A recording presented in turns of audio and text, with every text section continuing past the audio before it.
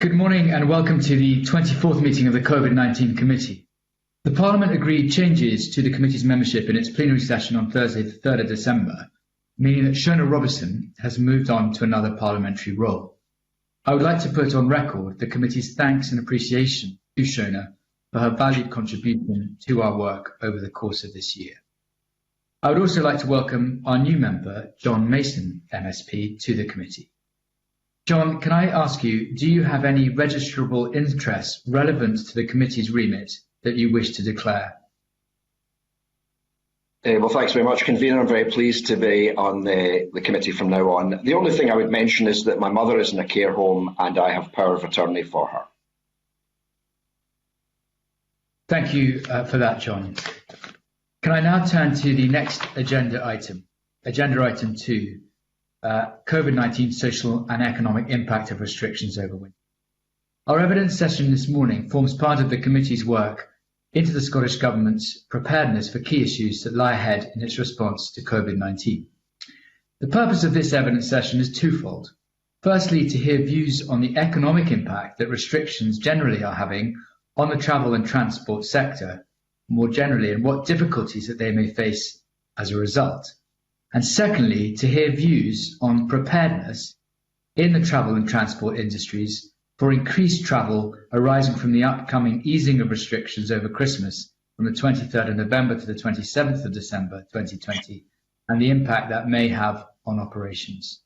This morning we will be taking evidence from Gordon Dewar, Chief Executive of Edinburgh Airport, Robbie Drummond, Managing Director of Calmac Ferries Limited, Alex Hines, Managing Director of Scotland's Railway, and Alistair Wilson, Director of Wilson's of Rue Limited.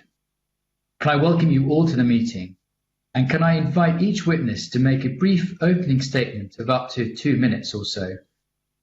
And I'd like to ask you to do that in the order that I read you out. So could I start please with Gordon Dewar, Chief Executive of Edinburgh Airport. Thank you, Convener, and good morning everyone. Thank you for the opportunity to come and present to the committee. So to begin with, I thought it would be useful to give you an overview of the current situation at Edinburgh Airport. And everyone would be aware it's been an incredibly tough time for everyone, and unfortunately our industry felt the impact of COVID-19 before many others, and will undoubtedly be one of the last to recover. So where do we stand? Well, normally we would be Scotland's busiest airport with almost 50 million people passing through our doors in 2019. Today, as we run, we're about 95% down, so operating at 5% of our normal level of demand. So we're flying fewer flights with fewer airlines to many fewer destinations. And as a result of that, we've unfortunately had to make about a third of our workforce, about 250 people, redundant through absolutely no fault of their own. These are the people that have contributed to 8 years of some of the fastest growth in Europe. And if we take that across the campus, where there are actually about 7,000 staff across many companies in 2019, that would likely equate to over 2,000 job losses already. And that's before we go into the depths of winter and even more difficult times. We faced losses of around £16 million this year and have had to borrow significantly to stay open, and we'll need to service that additional debt in the coming years, so this problem doesn't go away when we get back to something approaching normality. We estimate this year we'll see something like 3 to 3.5 million passengers in total in 2020, and forecast next year at best 7 million or thereabouts, which will be less than half of where we came from in 2019. But despite all that, and I know this may come as a surprise to the committee and government, I don't come here today with an ask of government, and instead we come with an offer. And it's an offer to help and an offer to use our expertise and help to assist in any way we can bring Scotland out of this desperate crisis.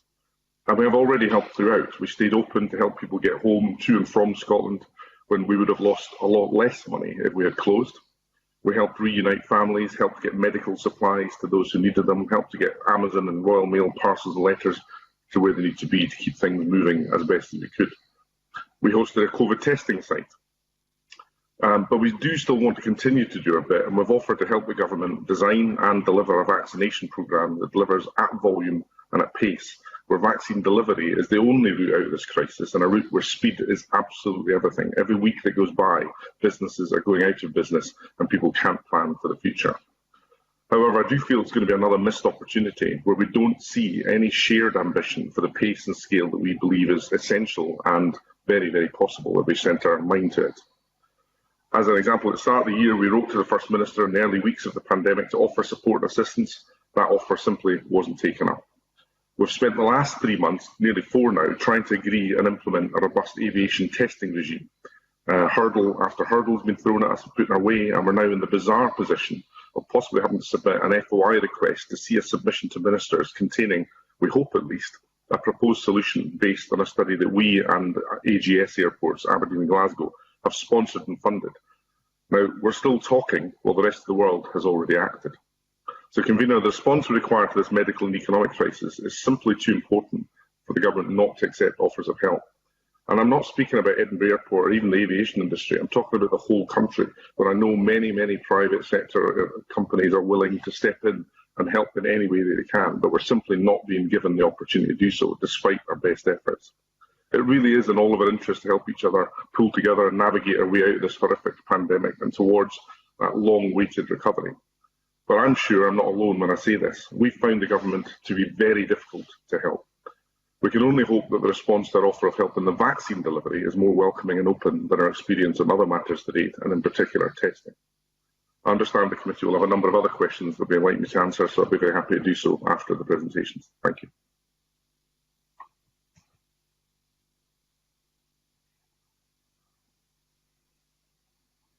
Can I thank Gordon for his opening remarks? We're having some technical issues, so our convener is not able to chair the meeting at this point. So as Deputy Convener, can I ask Robbie Drummond, Managing Director of CalMac Ferries, to give his opening statement, and we'll come to Alex Hines. Thank you.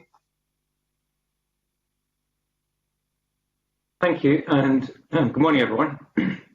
We've already made a submission to the committee, so I'll keep this short. And our submission really focused around the impact over the Christmas period. And I'm pleased to say that we believe that we'll be able to accommodate demand over that period, and that we have contingency plans in place should there be any disruption through bad weather. I'm happy to talk later about the impact on CalMac and how we've managed through this process and how we see the future building. But in the meantime, I would like to pay tribute to the professionalism and commitment of all of our staff and the role they played in keeping our tremendously important lifeline services going, and I'm immensely proud of all of them. Thank you.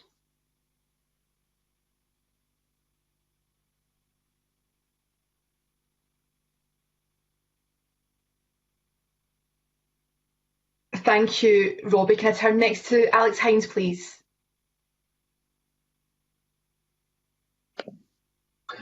Thank you, Deputy Convener, and good morning, everyone. Thank you for inviting Scotland's Railway, that's the partnership between ScotRail and Rail Scotland, to participate in this morning's session. Like every aspect of our lives, coronavirus has changed our railway fundamentally, and during such tough times, our amazing staff, their priority is being to keep people moving across the country, whether that's doctors, nurses, care workers and other key workers. Right now, our focus is on the new timetable, which comes into effect from Sunday, and the upcoming travel window as people consider visiting their loved ones this Christmas. Scotland's Railway is doing all it can to bring people together, and whilst we don't expect a huge spike in passenger numbers over Christmas, we do have plans in place to provide extra capacity if it's needed. Our Gold Command Centre will also be proactively monitoring weather forecasts in anticipation of any bad weather and analysing stations and trains for any potential increase in customers travelling. From Sunday, we will be providing around about 85% of pre-pandemic capacity for what's just currently 15% of pre-pandemic passenger numbers. So we're confident that our service will continue to deliver. But we need customers to play their part too. We're asking customers to plan their journeys in advance, check before they travel to see the latest information for their journey and leave slightly longer for their journeys. Looking beyond Christmas, we're working hard to be ready to welcome more customers back when restrictions are eased for good. But of course, customers will have different demands compared before the pandemic, whether it's new ticket types, timetables, smarter ways of delivering improvement works or better technology. Know that reform of the railway is needed to match the transformed expectations, of potential customers and, of course, the economic reality. The pressure on the public finances will also mean that all parts of the rail industry, the operators, Network Rail, government, the supply chain, trade unions and others, will need to work much harder to deliver a more cost-effective railway. These are all big challenges facing our industry, but I want to reassure the committee that we're working hard to meet those challenges despite the uncertainty. Because the work that the Railway in Scotland does, whether that's investing in our people, growing our economy, or connecting communities, should never be underestimated. And now, more so than ever, we are ready to play our part in the economic recovery and make the case for continued investment in Scotland's railway. Thank you. Thank you very much. And can I apologise briefly because I lost connection there during the end of Gordon Dewar's evidence and the start of Robbie Drummond's. So apologies for that. Can I now ask Alistair Wilson to give a statement, please? Good morning, everyone, and thank you for the opportunity to attend today. We're a small family-run bus and coach operator operating 12 vehicles. We operate a mix of work, including local bus services, home-to-school transport, works contracts and private coach hire, much of which is tourism related. The start of COVID-19 saw our workload decimated. Patronage in our local bus services fell dramatically, forcing a major cut in services. 2/3 of the works contracts stopped, schools closed, and day after day we received cancellations amounting to a six-figure sum of all our coach work for the normally busy summer season, which has continued until this point and beyond. In relation to bus operations, the COVID support grant has been most welcome, which has protected vital rural bus services, assisted to get services back to normal frequency and bring drivers back from furlough. This grant is currently due to end on the 17th of January, and quite simply, services are unsustainable without this. In the first instance, there is a need to extend this until at the very least the financial year end. The impact that COVID has had on the bus patronage is such that support will likely be required beyond the year end to protect our services and that of other operators. With social distancing, capacity is down to essentially 50% of pre-COVID levels. The introduction of lockdown tiers has had a further effect on the drop of patronage, and while social distancing is in place, it is likely that the bus network will require support. Government communications are essential as we come out of lockdown. People have had a strong message to avoid public transport and avoid coach.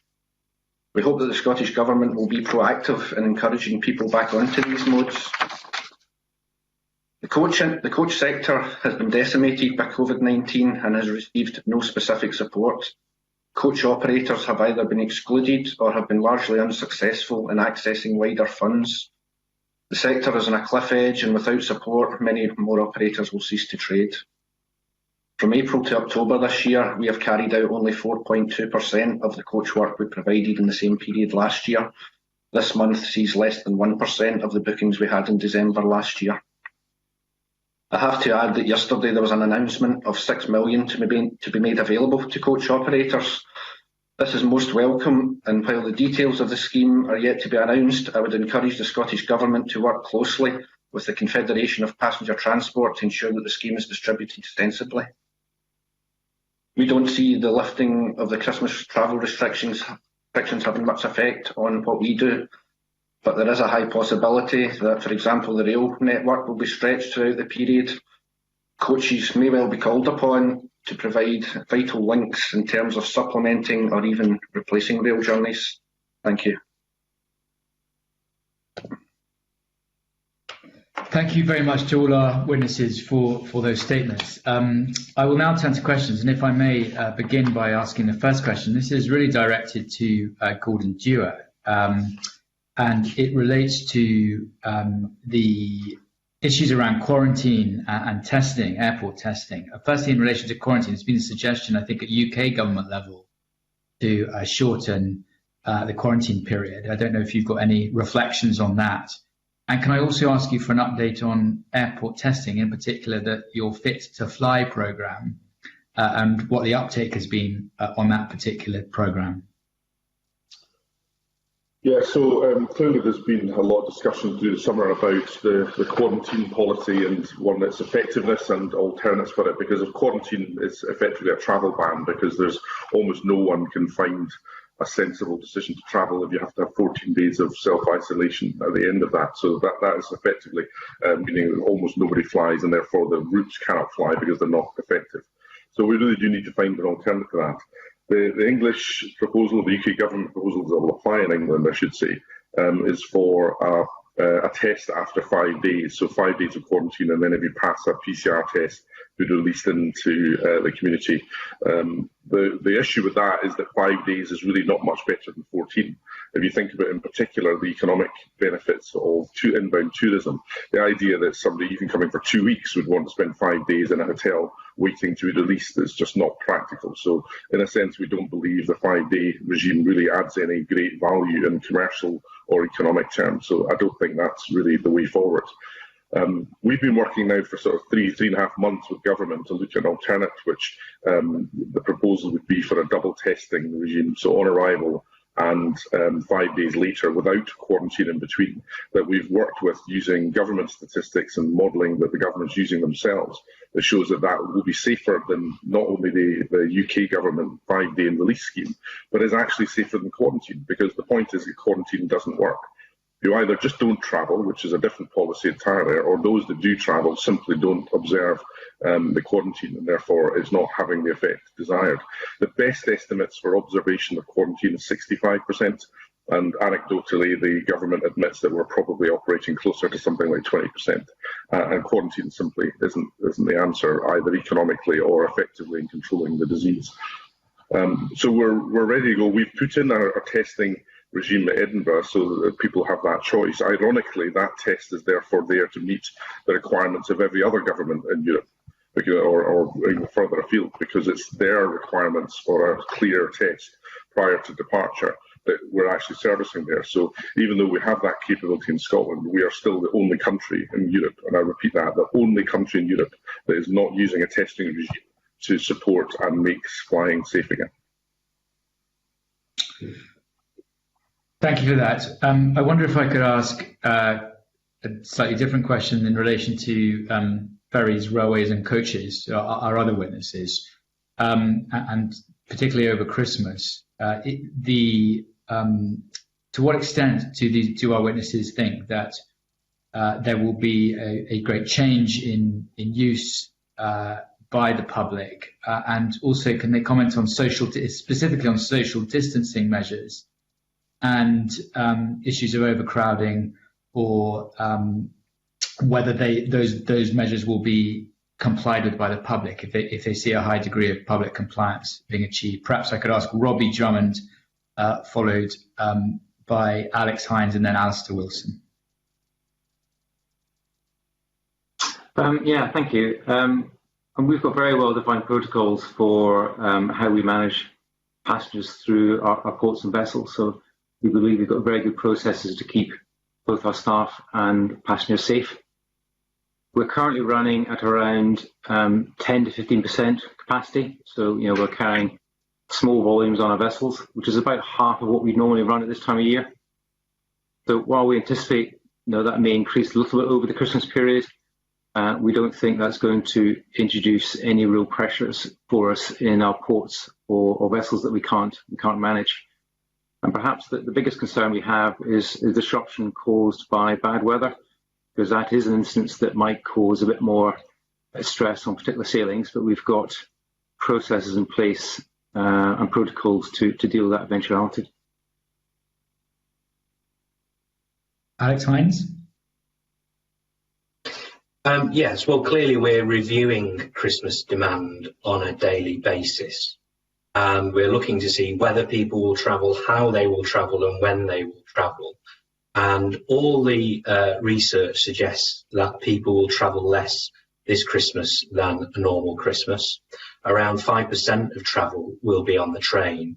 And actually, we're expecting travel for rail travel to be particularly prevalent before the Christmas window and indeed after it.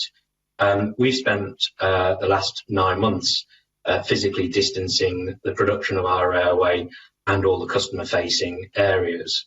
And we're asking customers to follow the 5 rules of safer travel to keep themselves and our staff safe. This is something we will keep under review every day, both before, during and after the Christmas window. Clearly, we're looking at sales data. We will be looking to see how railway demand changes tomorrow as restrictions are eased in some parts of the central belt. And if we need to make trains longer or add in additional services, that's what we will do. Our command centre will be monitoring this 24/7. And our customer service centres will be using our 6,500 CCTV cameras to make sure that we're able to proactively respond if we see any issues which are causing us concern.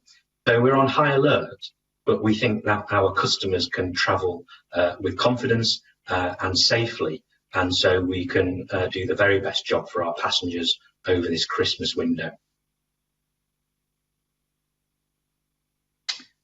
Alistair Watson. Thank you. In relation to coach, first of all, we have virtually no bookings between now. We've got 1 booking between now and the end of the year. Passenger numbers are easily managed in coach work because we know who's travelling. In relation to local bus services, it's a wee bit more difficult, but we don't see any increase in patronage over the Christmas period. Historically, patronage would generally be lower over the 23rd to the 27th of December. Services stop on Christmas Day, reduced service Boxing Day. At the moment, essentially, we're carrying around 50% of pre-COVID capacity, which at the 1 metre distancing is feasible on the local service buses. So overall, we don't really see any rise in passenger numbers happening. Thanks. Thank you for that. I have no more questions at this stage, so can I turn next to the Deputy Convener, Monica Lennon?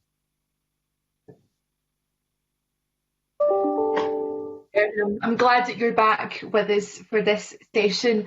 Really grateful to our witnesses, both for written comments and for your opening remarks today. If I maybe turn to, hold on, I've been scribbling notes actually because my questions have changed now that I've heard the opening remarks. So, Alistair Wilson, first of all, sorry to hear about the impact on your business and for people in your sector. You did say that rail could be stretched, and in that situation that coach could be called upon, but it would be vital that your industry has support. So it's great to hear about the £6 million fund, but I get your point that you need to get your fair share of that and quickly. But listen to Alex Hines, it sounds like from a ScotRail point of view, relatively confident that rail will be able to cope. So I suppose I want to maybe speak to both of you at the moment, to ask Alex Hines if he recognises the point that is being made that rail might struggle, and is to ask Alistair how quickly coach could be mobilised if that is the case. I know Alex has talked about the modelling that's going on, but it'd be good to get a bit more sort of clarity on that. So put it back to Alistair and Alex, please.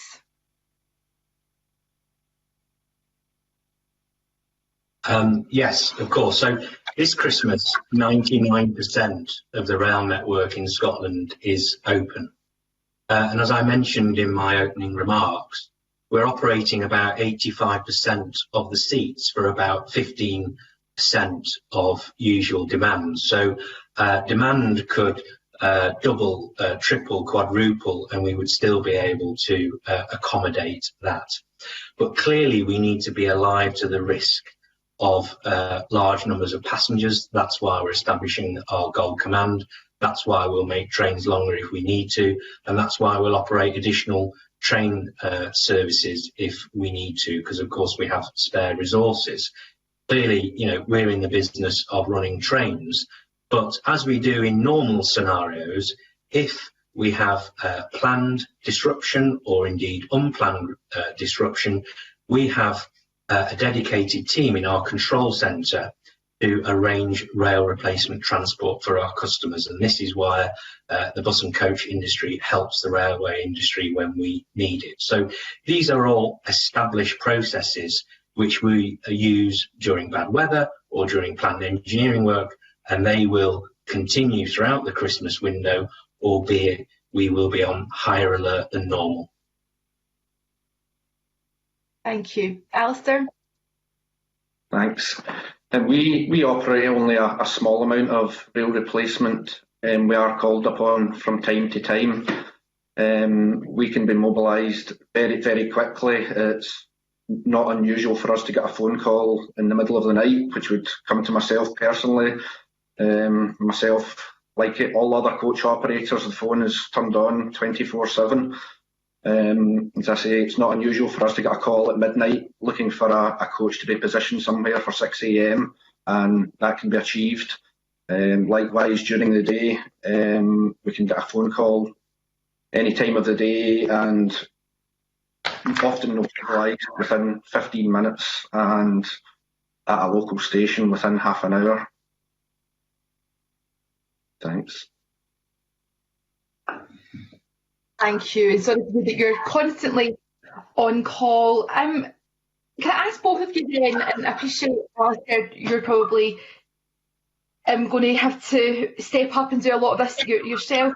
What additional measures are being taken to protect staff during this period of what could be potentially, we could see very high travel demand compared to what we've been used to very recently? And maybe a direct question for Alex. Has there been discussions between the Scottish Government and yourselves at ScotRail about the need to put on additional services? So have they requested that? And again, just to emphasise the question about staff in terms of both managing public expectations, public behaviour, and also people need to be called upon to do shifts at very short notice. I appreciate that might happen in normal years, but what will that look like and how will that be managed this Christmas period? So, after you, Alistair. Regards to managing staff, it's a wee bit different between the buses and the coaches. With regards buses, we've to protect staff, we've got temporary screens up around the drivers, which avoids the drivers having to wear face masks sitting behind the wheel for a full shift. Ultimately, they've got the option to wear the masks for additional protection. On the coach side of things, we've got seats marked off, so there's nobody sitting within a 2 metre distance of the drivers. So front row of seats are all marked off, out of use. Drivers are wearing face masks. There's hand sanitizer fitted to all the coaches. Measures in place to do what we can to protect the staff. Thank you.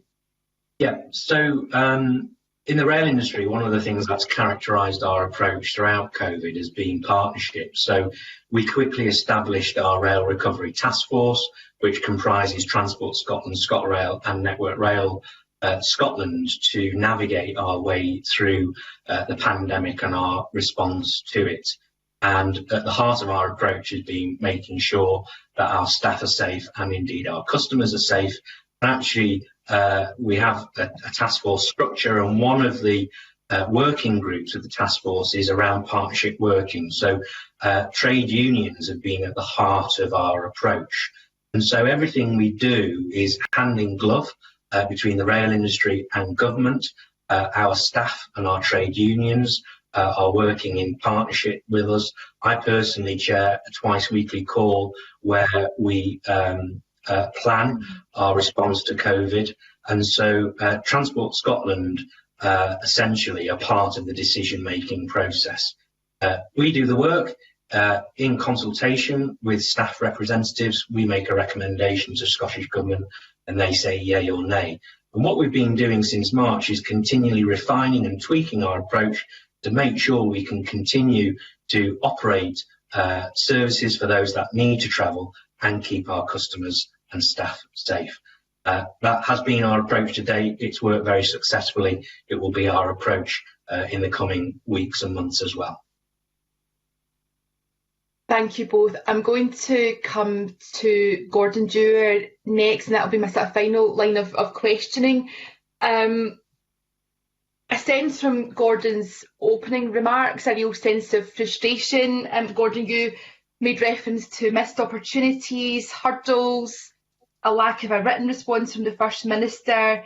You talked about pace and scale not being as ambitious as you would like to see. So I sensed your frustration, and I know many of us in the committee also want to see us do much more on testing, specifically around aviation. So I just wonder if you can maybe return to that and say what exactly the impact is on your industry of there not being this robust testing regime, and if you were to get a response from the First Minister today, what would you like it? I know you might want to comment separately as well on the Christmas peak situation, but if you can address those points first, I would be grateful.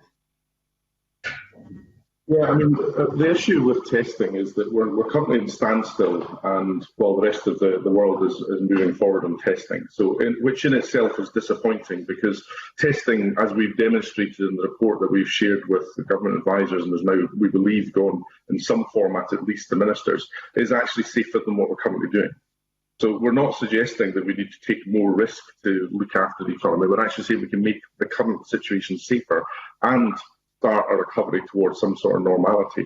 And the reason this is really urgent is the same reason that, I would say, we're talking about Christmas is going from 5% of normal demand to 10% normal demand is not something that worries me in terms of ability to drive it. What worries me is whether we have an industry at all by next summer if we don't do very different things. And at the moment, we're saying if we even got the green light today to put a testing regime into place, realistically, we wouldn't be ready until March to do what I would call volume testing, 40,000 a day, if we want to get back to where our normal levels of demand are. Levels of demand, levels of testing capacity that the government hasn't managed to deliver in 8 months, we would be trying to deliver in 3 months. So that's the sort of level of ambition we need to have if we're going to get this industry back up and running. We hope, of course, that vaccine comes along to replace that. And we need to be able to signal that we're ambitious about that as well. And I'm going to come back to that later. Because the reality is the airlines are planning next summer now. And we are going to be competing for a much reduced fleet because the airlines have cut massively across Europe. And they are going to come to where they think they'll get the best support, the best return on their investment, and actually fighting for their own survival. And at the moment, we start from being, even before this crisis, the least cost-effective country in the world because of our taxation regime. We've arguably had one of the worst managed COVID crises in Europe, if you judge it by any of the statistics about levels of infection and deaths. And we are now the slowest responding to aviation and tourism, right down to the fact that yesterday the First Minister actively called for people to not book their summer holidays next year. So, we've now got people campaigning against our industry. Sorry, not people. We've got the First Minister campaigning against our industry. So all of that says that if I was an airline, I would be saying, well, let's forget about UK next year. Certainly, let's forget about putting any of our faster start-up or our focus on the UK. And that's before I get into Brexit. So, we have got a huge opportunity because this country apparently is ahead in terms of scoping out and delivering on vaccine. But if you look at the plans to deliver that vaccine, they're woefully inadequate in terms of making a difference.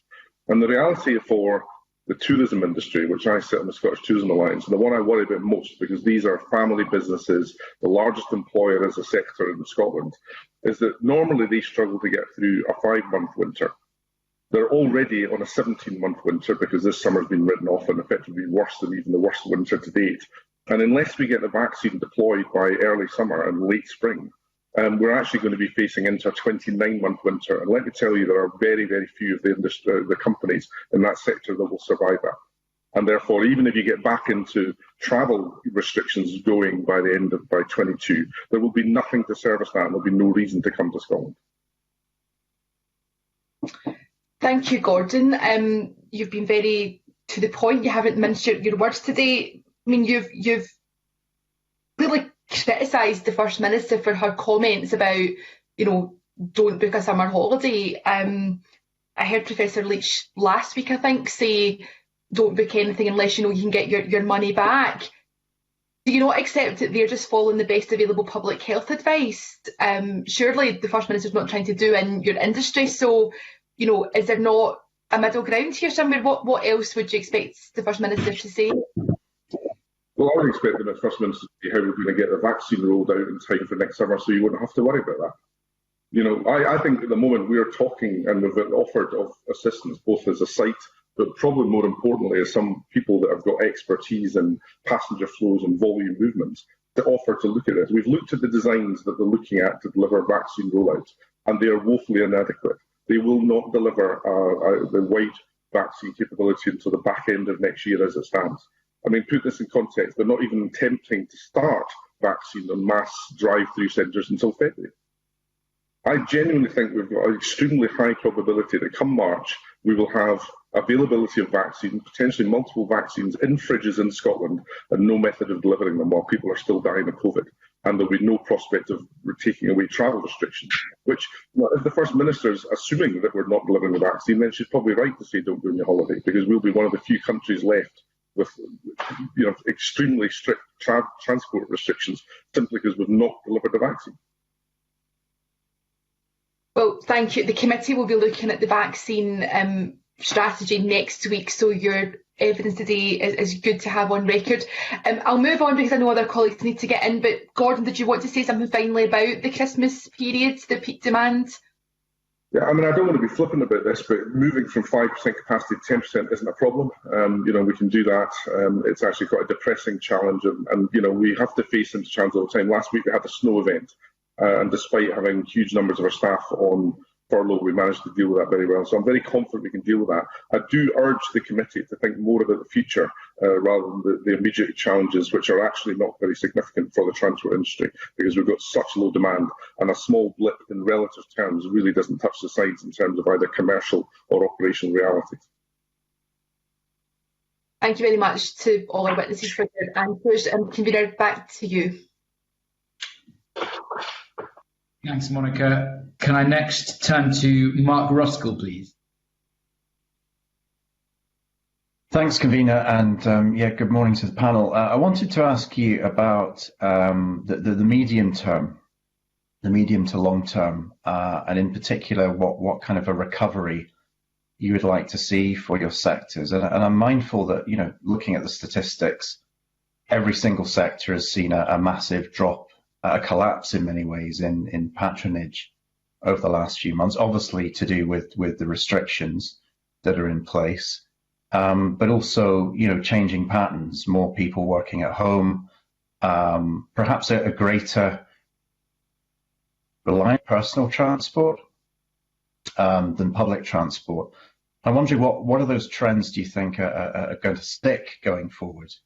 And how do you respond to those? And therefore, what do your business strategies look like for the medium term? What does a recovery or a relaunch of your sectors, I suppose, look like for you? Because you have got to persuade people to get back into using your services again. I haven't been on a train for months now, but I'm looking forward to getting back on. But what's your offering, I guess, to your customer base as we start to move through the phase of the rollout of the vaccine and there's light at the end of the tunnel? Can we start with Alex maybe with that one? I'm happy to hear everybody's views on that. Yeah, I mean, great question. And the honest answer is that nobody knows what the future is going to look like. And as Gordon has said in his remarks, we don't even know when we're going to be able to get the green light from public health authorities to return to some sort of normality. We don't know whether that's going to be the spring or the summer or the autumn. What we think is that coronavirus will have accelerated trends which were already happening. So, for example, in Britain, prior to coronavirus, rail patronage had never been higher. But actually, season ticket journeys were 14% down off their peak as the product mix was changing and Monday to Friday commuting was becoming less prevalent. I think we are all expecting passenger demand to take some years to return to pre-coronavirus levels. And if and when it does return to pre-coronavirus levels, it's likely to be a different market than the one we had prior to the 23rd of March. So, for example, we are expecting commuting to be lower than it was before, obviously, and that market may never recover, given that we've given the whole world a crash course in video conferencing, and commuting has essentially now become a discretionary activity. We can expect leisure to be a bigger part of our market. So, for example, since March, often Saturday has been our busiest day on Scotland's railway, which would have been unheard of prior to coronavirus. And so we need to think about what services we offer to customers, that's the timetable, and we need to think about what products we offer to customers, that's around fares and ticketing. And we're working on some exciting proposals. In fact, we've just gone out recently with a special offer for students.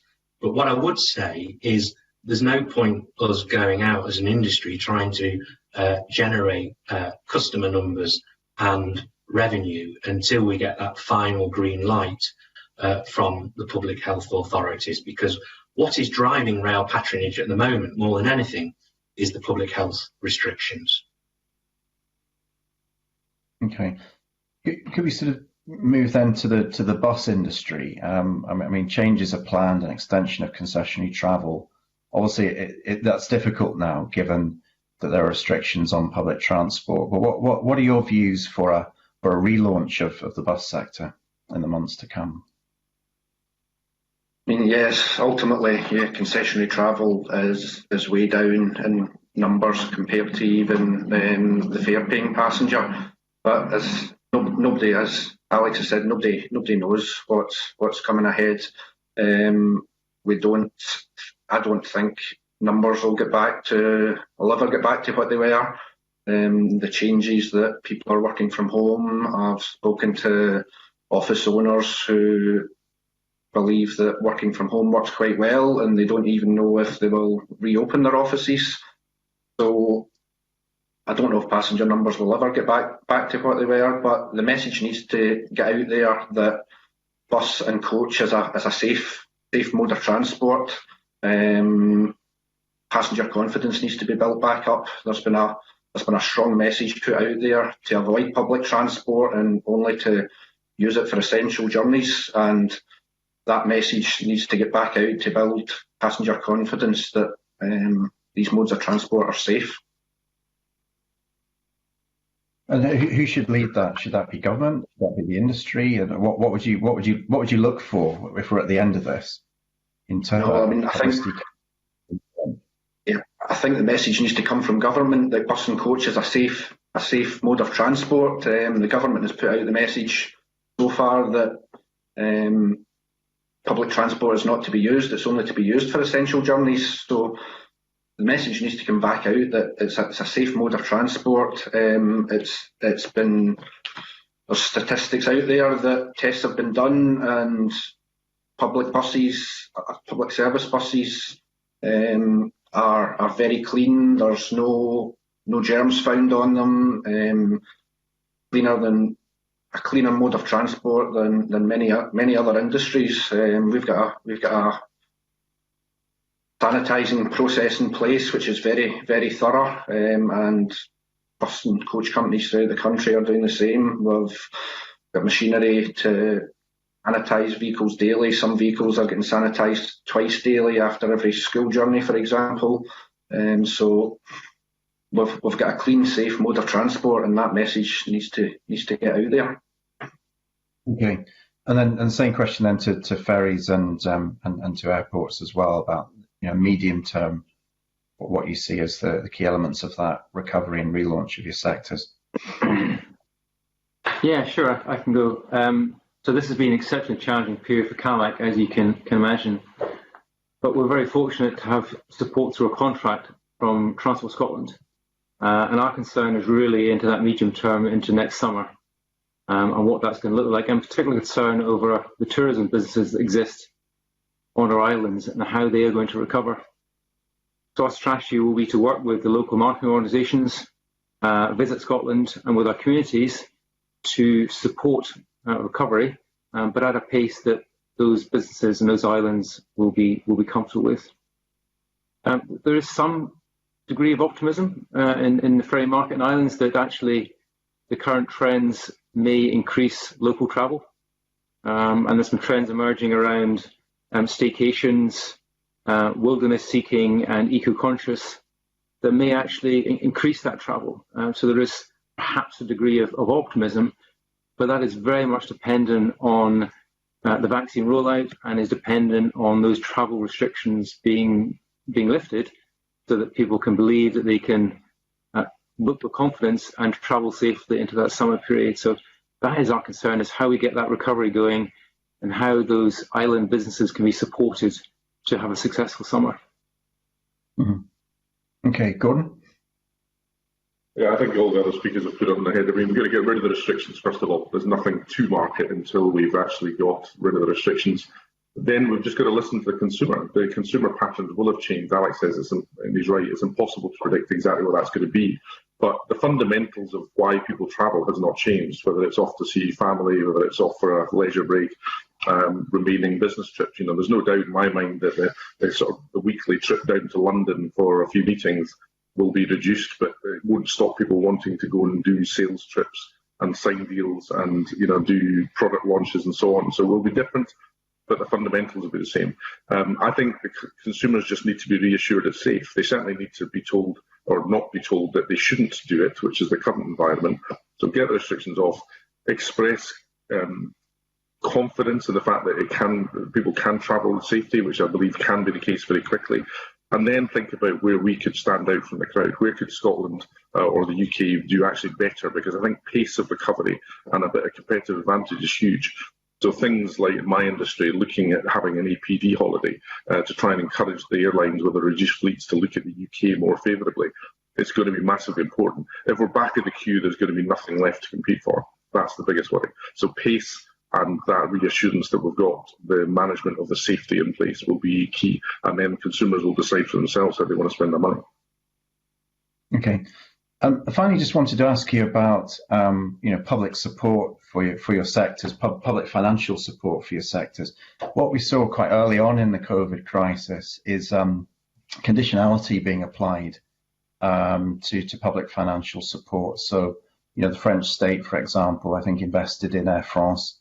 But it was on the condition that that operator wouldn't undercut the French rail TGV services. And we've seen similar with rail countries. I think Germany decided to alter the framework of rail user rights at the same time as bailing out their rail industry. So I'm wondering, has there been any discussions around conditionality of public financial support for your sectors going forward? Obviously, there's a lot of public money going into keeping your sectors afloat at the moment. Yeah, I can come in here, Mark, if that's okay. I mean, at the height of lockdown, we were only carrying 5% of our normal customers, and yet we continue to provide a service for the entire rail network in Scotland, and we've been very keen to protect things like first and last trains wherever possible. So the additional funding that we've received from Scottish Government has enabled us to keep vital services on which key workers rely operating, and of course keep our employees in work as well.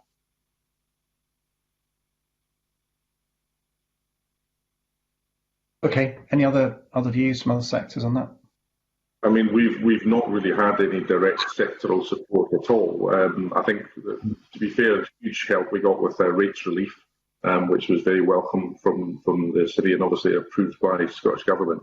But I would argue that's reasonable in the sense that rates is meant to be a reflection of your commercial value of your business, and we didn't have any commercial value over that period and continue to be underwater commercially.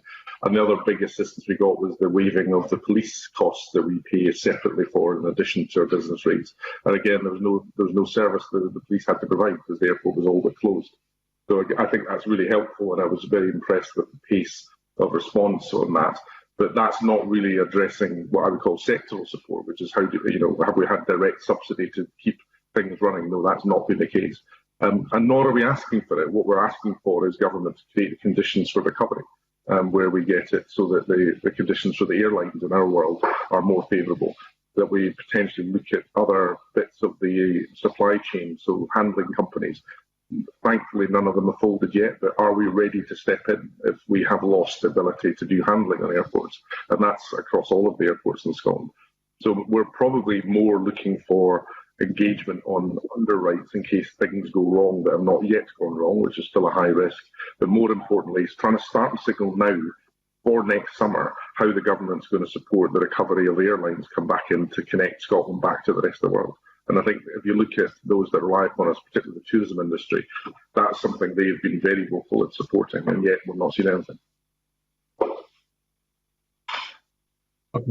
I think Robbie and Alistair maybe wanted to come in as well. Yeah, I just wanted to add from our perspective that we received very significant support from Transport Scotland. In the height of the pandemic, our customers were down to about 5% of what they normally are, so we're significant deficit in revenue, but we were paid by Transport Scotland to keep the services going. So we were able to keep those lifeline services going to the islands, so that was a very fortunate position. I think our concern and there was no conditionality attached to that, I think our concern as a business and for CalMac is when those restrictions lifted and next summer we're facing into perhaps a very challenging financial environment, is we are going to have to be very careful around our costs and how we manage that to make sure that our business is sustainable into the future. Okay, Alistair. Thank you. Likewise, Transport Scotland have stepped in to support the bus sector. The COVID support grant has ultimately kept our rural services and services throughout Scotland running. We cut back to a 30% of what we operated at the height of lockdown. Passenger numbers were down to around 10% on some services. So Transport Scotland introduced the COVID support grant, which made a vast difference, helped us to get services back up to normal. They wanted, in a couple of stages, services back to 100% frequency. So we achieved 100% frequency, I think, by the beginning of August, and have been operating at that since. And as I say, the support grant has been fabulous for that. It does, however, run out on the 17th of January, and there's no word yet of whether that will continue. But we're now up to about between 50 and 60% of passengers from pre-COVID, but services are absolutely unsustainable without that grant. With regards coach, the coach sector has had absolutely nothing throughout. There's this announcement yesterday that 6 million fund is available, and nobody knows the mechanisms of how it will be distributed yet. Obviously only announced yesterday, but the coach sector without tourism is right. We need tourism back to get coaches back out there and operating. There's operators have got between £200,000 and £300,000 coaches just parked up, huge monthly payments, with no support with that. We've had finance holiday payments which have now come to an end, and we're back to paying £3,000 per coach, which are sitting there not turning a wheel. So ultimately this announcement yesterday will help. To what extent yet, we don't know. Okay, thanks. Thank you for that. I should say that we are aiming to finish this session at 10:30, and we've still got a number of members to ask questions. So can I just ask our witnesses to give slightly shorter, briefer answers if possible, and also to say not to feel obliged to answer every question if it doesn't apply to you. Willie Coffey. Thanks, Donald. Good morning to our guests in the panel. One of the reasons that we invited you to come to talk to us is to tell us a bit about your experience of how the various regulations and so on have impacted your particular industry. And you've offered some fairly robust comments on it all this morning, but I was hoping to ask you about the public messaging side of all of this. It's hard enough for me as a constituency MSP and my staff to keep pace with the change in the guidelines and regulations on a weekly basis, to be able to respond to our constituents and try our best to explain to them what's happening. What kind of experience do you all have in this area too?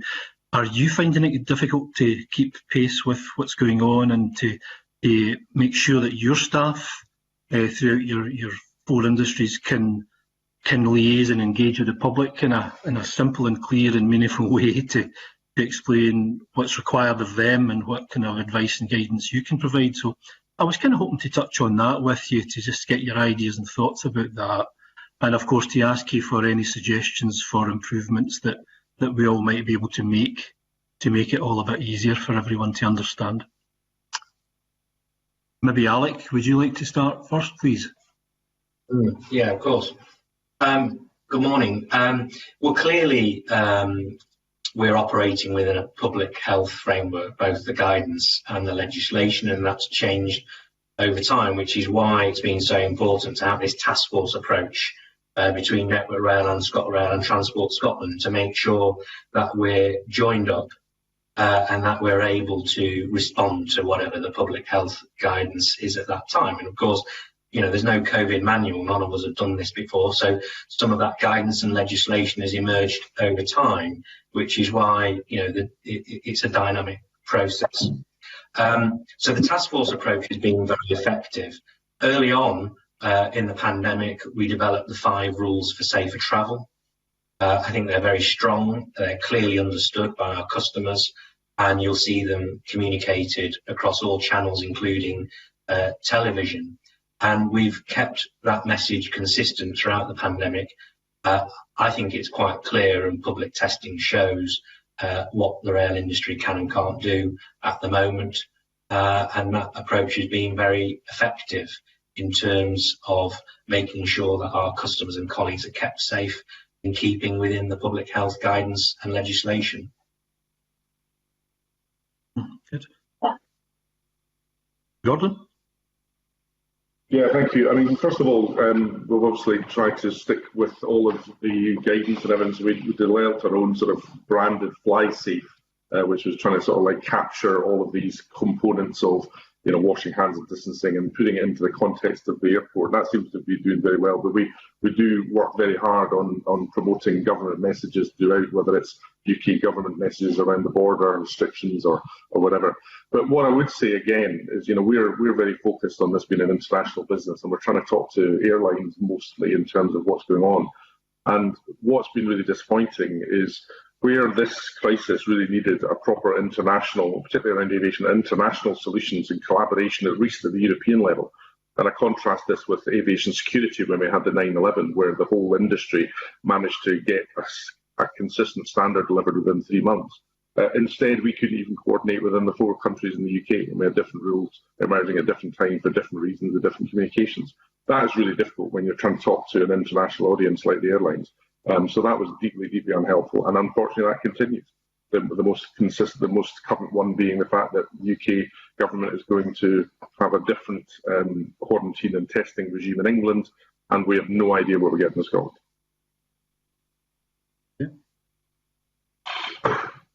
Robbie? Alistair? Thanks very much. Sorry, on you go. Sorry, Arthur, cut across you there. So our experience is very similar to rail. We worked closely with Transport Scotland on guidelines as they emerged.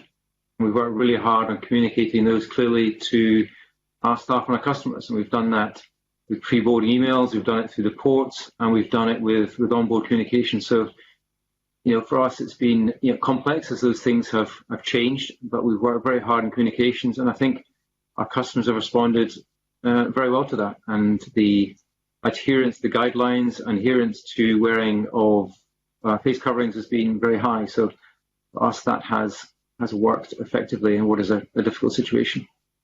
Mm-hmm. Alistair? can almost echo what Robbie has said there. Yeah, we've followed guidelines from the government and Transport Scotland. Guidelines haven't changed very much for public transport.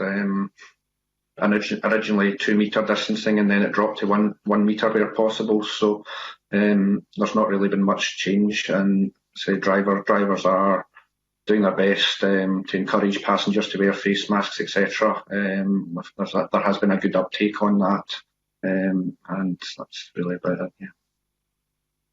I mean, one of the issues that's always raised with us as MSPs is we get complaints from the public about lack of understanding about the guidelines, and sometimes refusal to obey and follow the guidelines. So I was just curious about the types of passenger that all you guys deal with, and whether there are any similarities or differences within those sectors that we should be trying to pick up and learn a bit more about, to help the government to make sure that the messaging and the communication is as simple and as clear as possible. But I think from what you're saying, perhaps Alan Gordon, it seems to be fairly compliant and well understood in the sectors that you deal with, but we can always hope for greater clarity when we're messaging some of these fairly complex messages to the public. And they do change. They can change from week to week, as we all know, and it's pretty difficult to keep on top of it. So I kind of wondered what the impact on your staff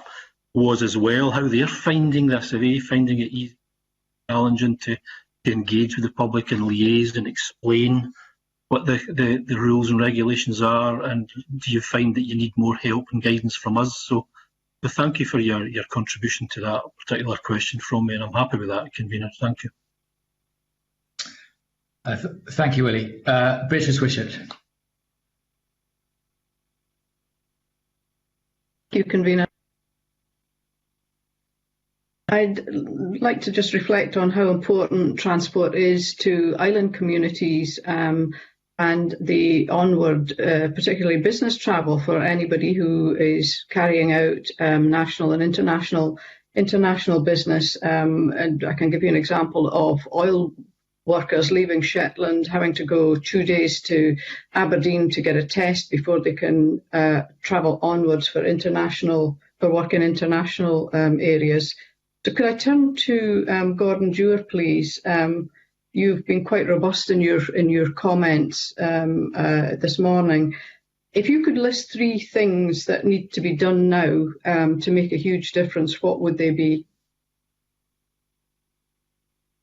It's difficult to be specific about actions, because I'm not really that au fait with what the options are. Right? The one thing that is glaring, as I've said before, is having the most aggressive and ambitious vaccine plan has got to be at the forefront. The speed we come out of this is going to be the most important thing from a health perspective, because every week that passes when we've still got COVID running riot, then we're losing people, and the health disaster continues.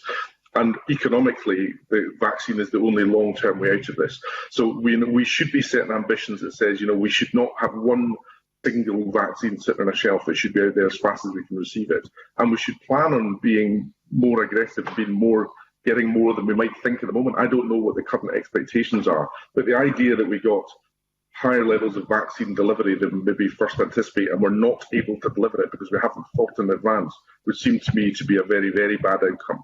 So I think we should plan for very optimistic levels of vaccine availability and make sure that we're ready to deliver it if they do arrive.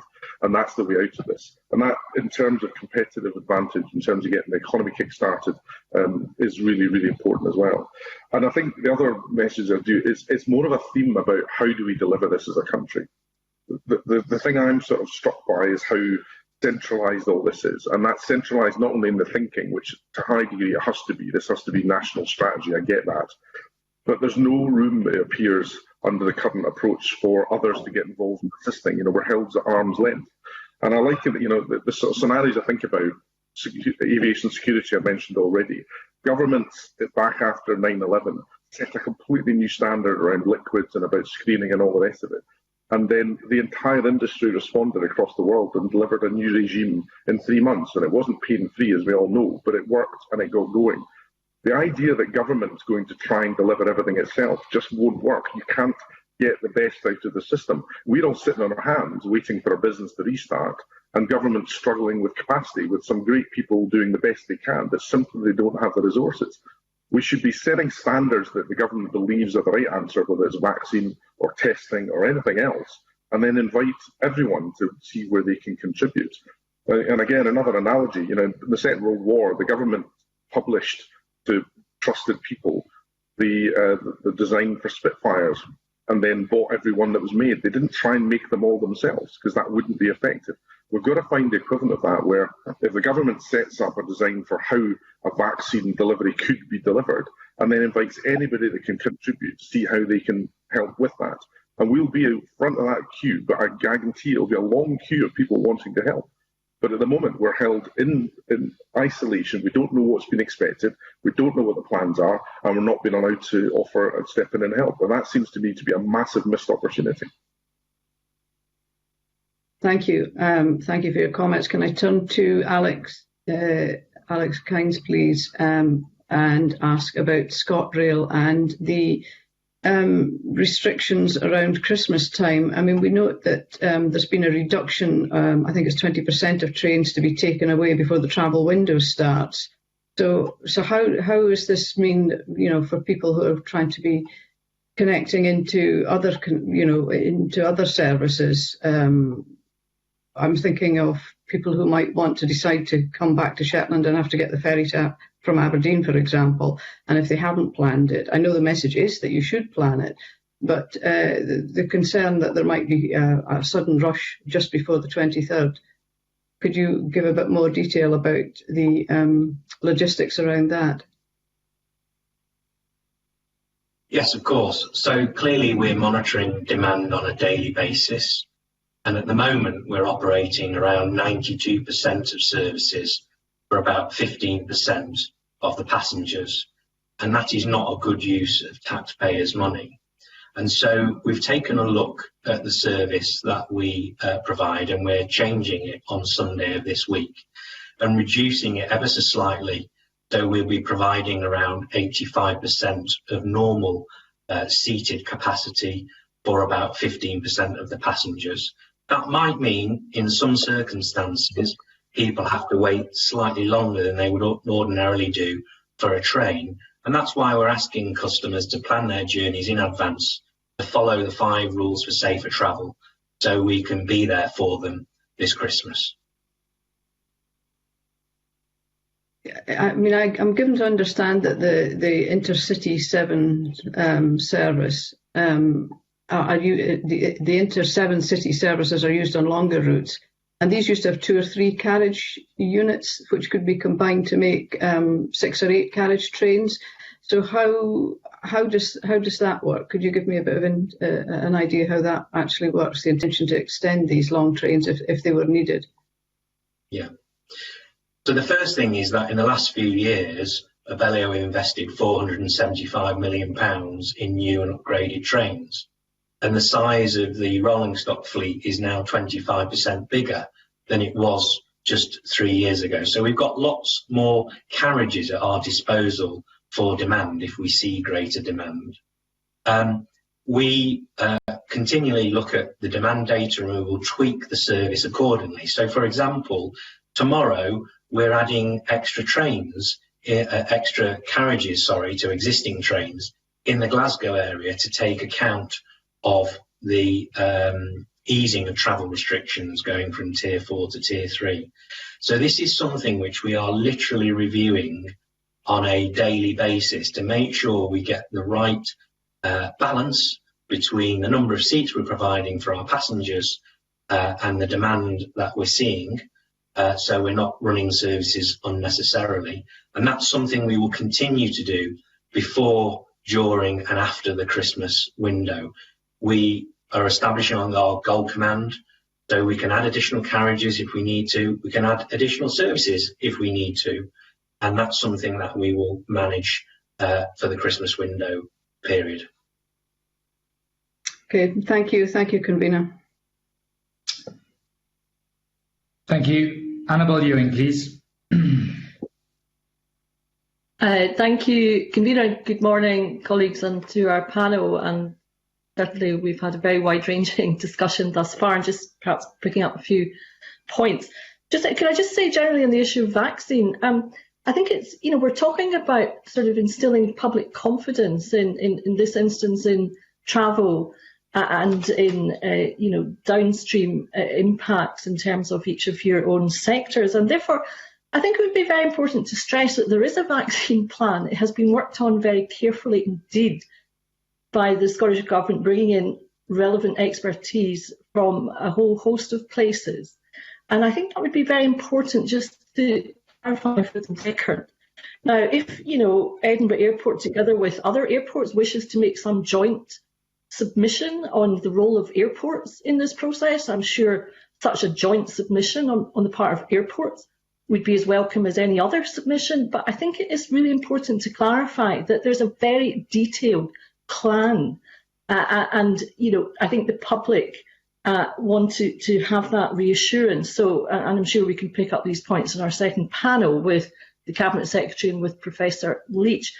Turning perhaps to Gordon Dewar, there's two issues I want to raise. One, he referred briefly to Brexit, which I think he was going to express his further anger at, and perhaps he could just clarify very briefly what key impacts he thinks there will be in the immediate term and the medium term. And also on the issue of the summer holiday thing, I did ask that question of Professor Leach last week, and he said that's foreign holidays, and he said, well, I wouldn't if you didn't have a refundable deposit. Now, if we're talking about instilling consumer confidence, I just wonder what discussions Edinburgh Airport may have had with airlines in terms of what will the caveats be for a consumer booking a flight, because I know from constituents that flights they have booked that they have been unable to take, they have found it very difficult indeed to get a refund or to get a timely refund from airlines. So I think that might be a factor in terms of consumer behaviour as well. And if that were to be addressed with a proper exclusion clause built in, that might encourage more people to book a holiday. I don't know if Mr. Dewar has any comments on that. Yeah, clearly the airlines have responded, I think, very well in terms of dealing with this. I think one of the problems is governments have been, I think, a little bit disingenuous about some of this stuff, in the sense that they're saying you shouldn't travel, but you can. And therefore, airlines are not then, passengers are not then covered by their insurance, because the flight has actually flown in many cases, but the passenger has been told they shouldn't. So who's at fault there? Whereas if governments had the courage of their convictions and want to impose travel bans, which is what a quarantine is in all but name, they should go do that and bear the commercial consequence of that. But they don't do that. So what we get is this situation where you've got airlines fighting for their very survival, being criticised for not paying refunds for travel that they've been desperate to offer and have been prohibited from doing so, or even worse, consumers that are being told, as they are at the moment, that you're allowed to fly to Tenerife, you're just not allowed to drive to Edinburgh Airport. I just think this is the problem, is that we're giving very mixed messages, and I don't think it's particularly well based on the evidence. Quarantine has not worked, and it doesn't work in the way, if it has reduced infection rates, it's worked for the reason simply of banning travel in all but name. We're not looking at the alternatives. So what we're saying is we should be confident that there is a way out of this with vaccine. We should be planning for how that's going to be delivered and communicate when we think that will be effectively delivered, and then let people make informed decisions. But I think the airlines have been exceptionally good at giving almost total flexibility about rebooking. But there's always isolated cases where people don't get their refunds. I'm not suggesting that it's perfect, but these are businesses fighting for survival. The alternatives are, at the moment, we won't have any airlines to worry about giving refunds or giving service at this rate. Yeah, I hear what you say, and obviously you have your perspective. You're trying to run your business at Edinburgh Airport, but I have to say the constituents that contacted me weren't very happy, and they didn't get the refund, and that was money that was important equally to them. There has been this genomic study yesterday published by Sage, which did actually pinpoint a big problem with travel as being the reigniting of the virus, if you like, in Scotland further to July and August, particularly international travel, but also travel in the rest of the UK, and perhaps that's something that Mr. Dewar might want to have a look at in detail, because it would be helpful to look at the I had a look at that, and then what it certainly demonstrates is the quarantine didn't work. Well, we're going through a pandemic, and each country will try the best it can to do the best it can. But certainly before the second wave in Scotland, we were doing pretty well indeed. Perhaps I could turn to Robbie and to Alistair, and on the theme of holidays in summer, because if people are not going to be booking holidays abroad in the same numbers, obviously with each problem there's an opportunity usually for somebody else. And I just wonder what concretely CalMac and people like Alistair in terms of his business can hope to do, also with support from Visit Scotland obviously and so on, but what concretely do you think you should be doing now to try to catch that business this summer? Alistair first. Or Robbie first and then Alistair. Okay, I'll go first. And I touched on that earlier on, that is our concern, it's in the summer period. So we are going to work closely with our tourism bodies, we'll work closely with the local marketing organisations to try and get that recovered at a pace that communities want to go at.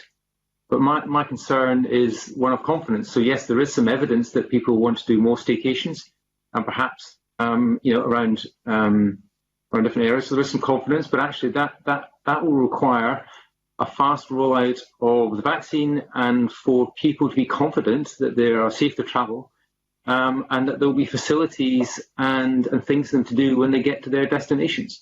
So they need to be open and thriving to give those people confidence. So it's all about how quickly we can recover and how we can get confidence going, and we'll play our part in working with all these partners to try and build travel. But it's all about confidence. Okay, Alistair? Yes, ultimately confidence is a big thing. Social distancing is still got a huge effect. We don't operate our own tours or holidays as such, but we do contracted in for tour companies. A lot of our summer season's work is cruise ship tours. We don't know as yet whether cruise ships are going to be running to, certainly won't be running to the extent they were last year, but what extent are they going to be running next year? Event transport, weddings, we don't know if weddings will be allowed large numbers next year. So it's down to social distancing, passenger confidence, and getting tourism and events up and running again. Sure, thanks for that. I mean, obviously, there remains uncertainty, which is, I think, inevitable. But hopefully, as the weeks go by, we can start to see a bit of a clearer picture emerge. And I hope absolutely for your business, Alistair, that happens sooner rather than later. Lastly, very briefly, Mr. Hines and I have had many discussions over past years about the Five Circle.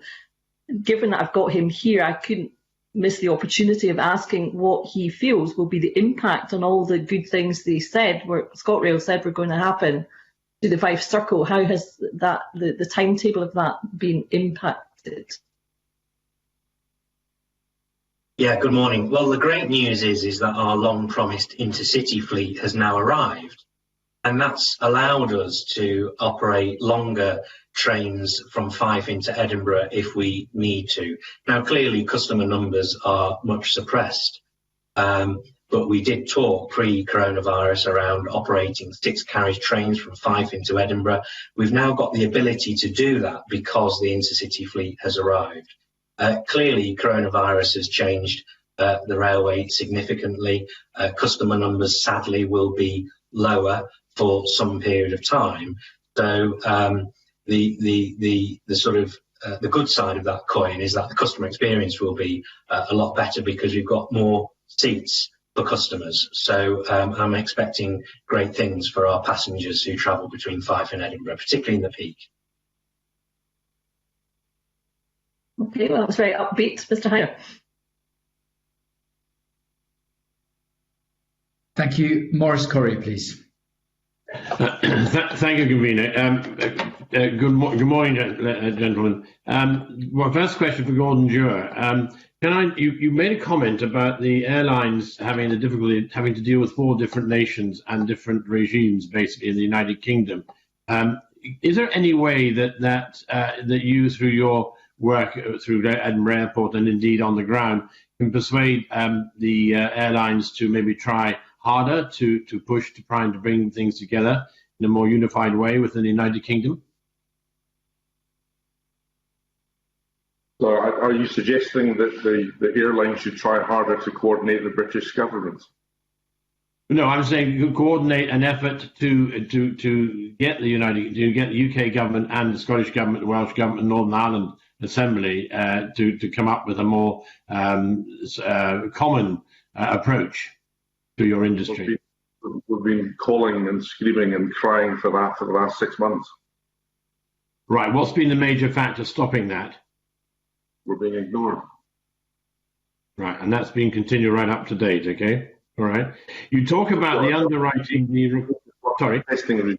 The latest one is the testing regime. The UK government has published a strategy that I think is taking effect from January about the 5-day test and release, and the Scottish government is silent on it. So yes, that's actually the biggest divergence since the start of the COVID crisis.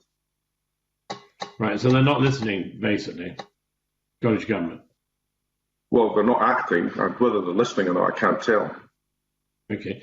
Now, can I take another point? You talked about the service recovery for your industry and the underwriting of that. How do you see that panning out from your experience and what you need to do?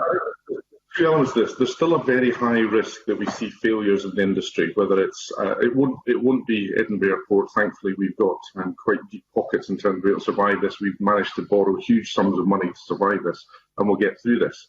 But there are many parts of the supply chain. I'm quite worried about handling companies, for example, where we are entirely reliant upon the airlines having access to handling companies to actually turn aircraft and get passengers on board and freight on board and so on. So I'm not saying they are at risk, but if this continues much longer, that we will see some failures in supply chain. So it would be good to see government having some forethought and some plans as to what to do if we see failures that would stop the operation of airports that are not the airports themselves. We've been asking for that for 6 months, but been told that's all a bit too difficult. So again, I worry as we go into another bleak winter and no guarantees that next summer is going to be any better at the moment, that we still haven't got plans to deal with failures in advance rather than wait for them to happen and have to panic or live with the consequences. But far more important, I think, given that airlines are planning their summer schedules now for next year, is that we should be giving signals to airlines about what we're going to do about restarting our tourism sector, what we're going to do about creating the business environment for recovery. And the most obvious one would be is to take away APD for at least a year or reduce it substantially. We're the highest tax deviation country in the world. We are going to suffer more than most, partly because of our COVID performance, but partly because we're so dependent on aviation, which is taking a hit. And yet at the moment, where every other major European country has either thrown money at their airlines or has done other very substantial reductions of tax burdens and so on, we have done nothing. And we're not even talking about it. Right. Okay, thank you for that. That's very helpful. Can I move to Alex Hines, please, in relation to rail travel? Alex, in question of rural services, and in my region I have a bit of both, there has been a tendency to cut some of the early morning trains in my area of West Scotland, which obviously is now hindering the movement of people who live further out of town, as it were. Is there any likelihood of that coming back, or has that been done because there's been a lack of support, government support, or from Transport Scotland, in whatever way it is? So we've been keen to make sure that the entire rail network in Scotland continues to receive a service, even though demand is only 15% of normal and has been as low as 5% of normal at the height of lockdown. And what we've done, clearly Scotland is a big country, it's a big rail network, is worked with the regional transport partnerships and consulted on our timetable proposals with them. And we are continually tweaking that timetable based on the feedback we receive from the regional transport partnerships and indeed passengers themselves. But the primary reason for us operating 85% of the normal seats from next week versus 100% pre-pandemic is because we're only carrying 15% of the passengers. Right. On that basis, would you be thinking about reinstating any of the ones of the early morning trains that I'm talking about? I have one particular one, which is the Arica to Glasgow. So yes, we will look at any requests that we have on specific train service proposals. We've been doing that continually throughout lockdown.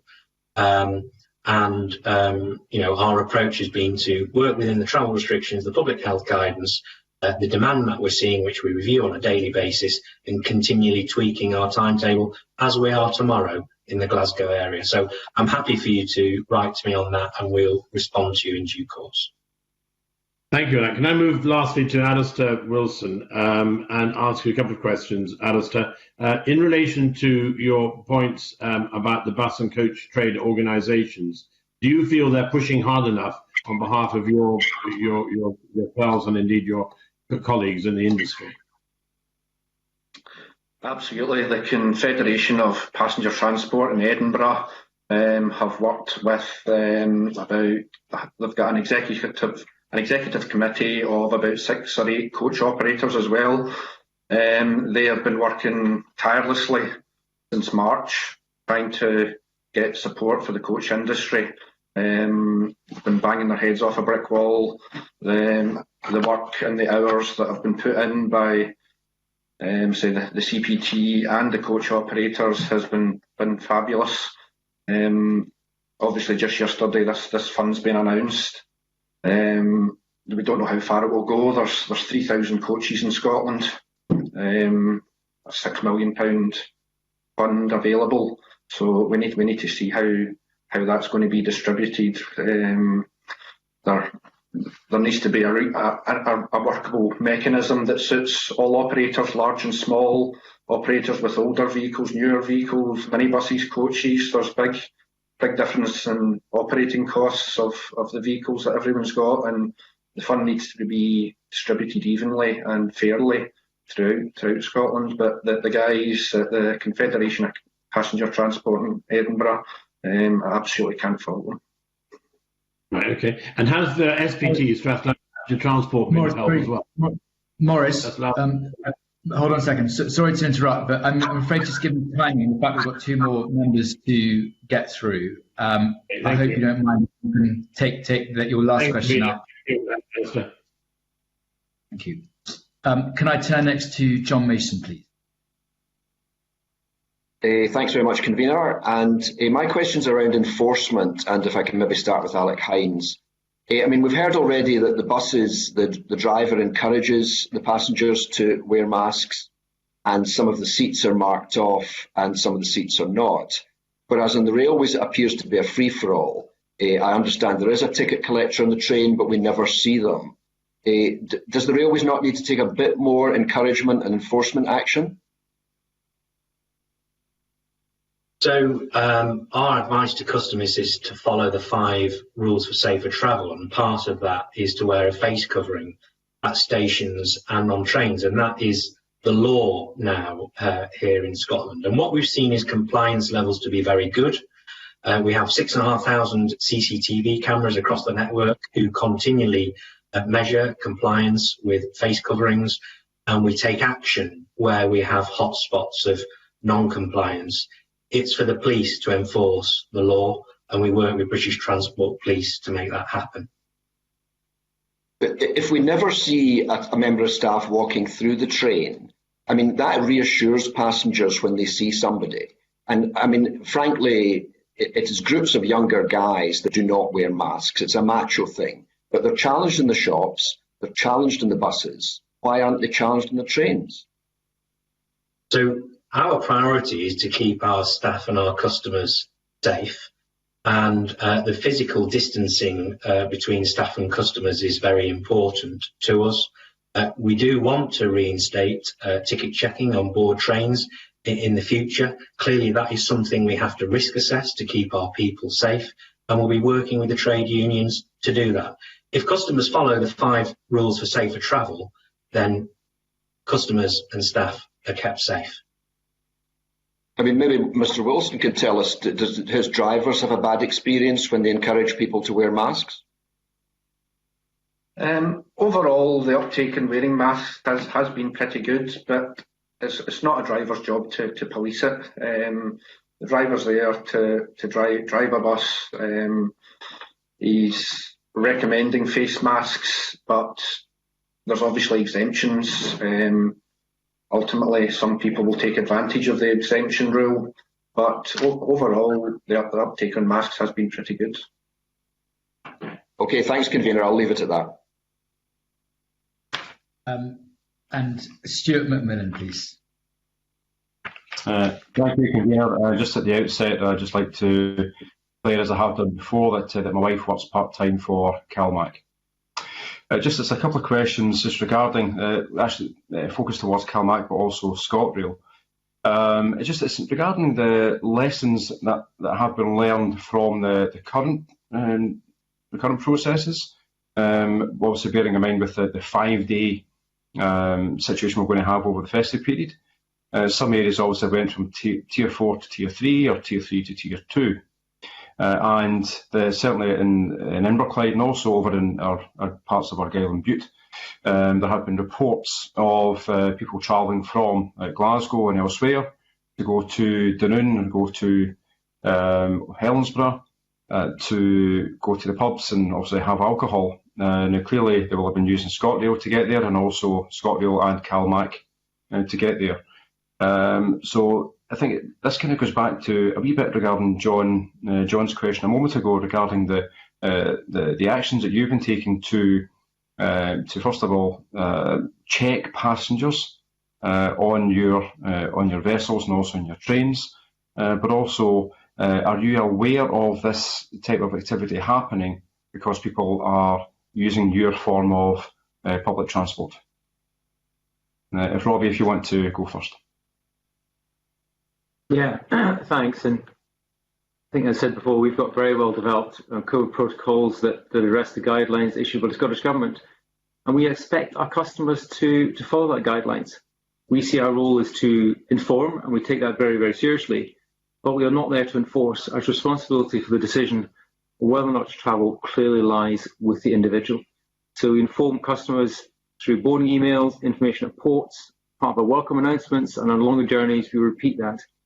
And I think we've seen customers adopt that, and that adoption has been very strong. And it's a difficult balance for our crews that between maintaining that level of compliance and not aggravating a situation that could end up escalating into acts of aggression. So, clearly it's a role for the police if there is aggression, and we would involve the police if required.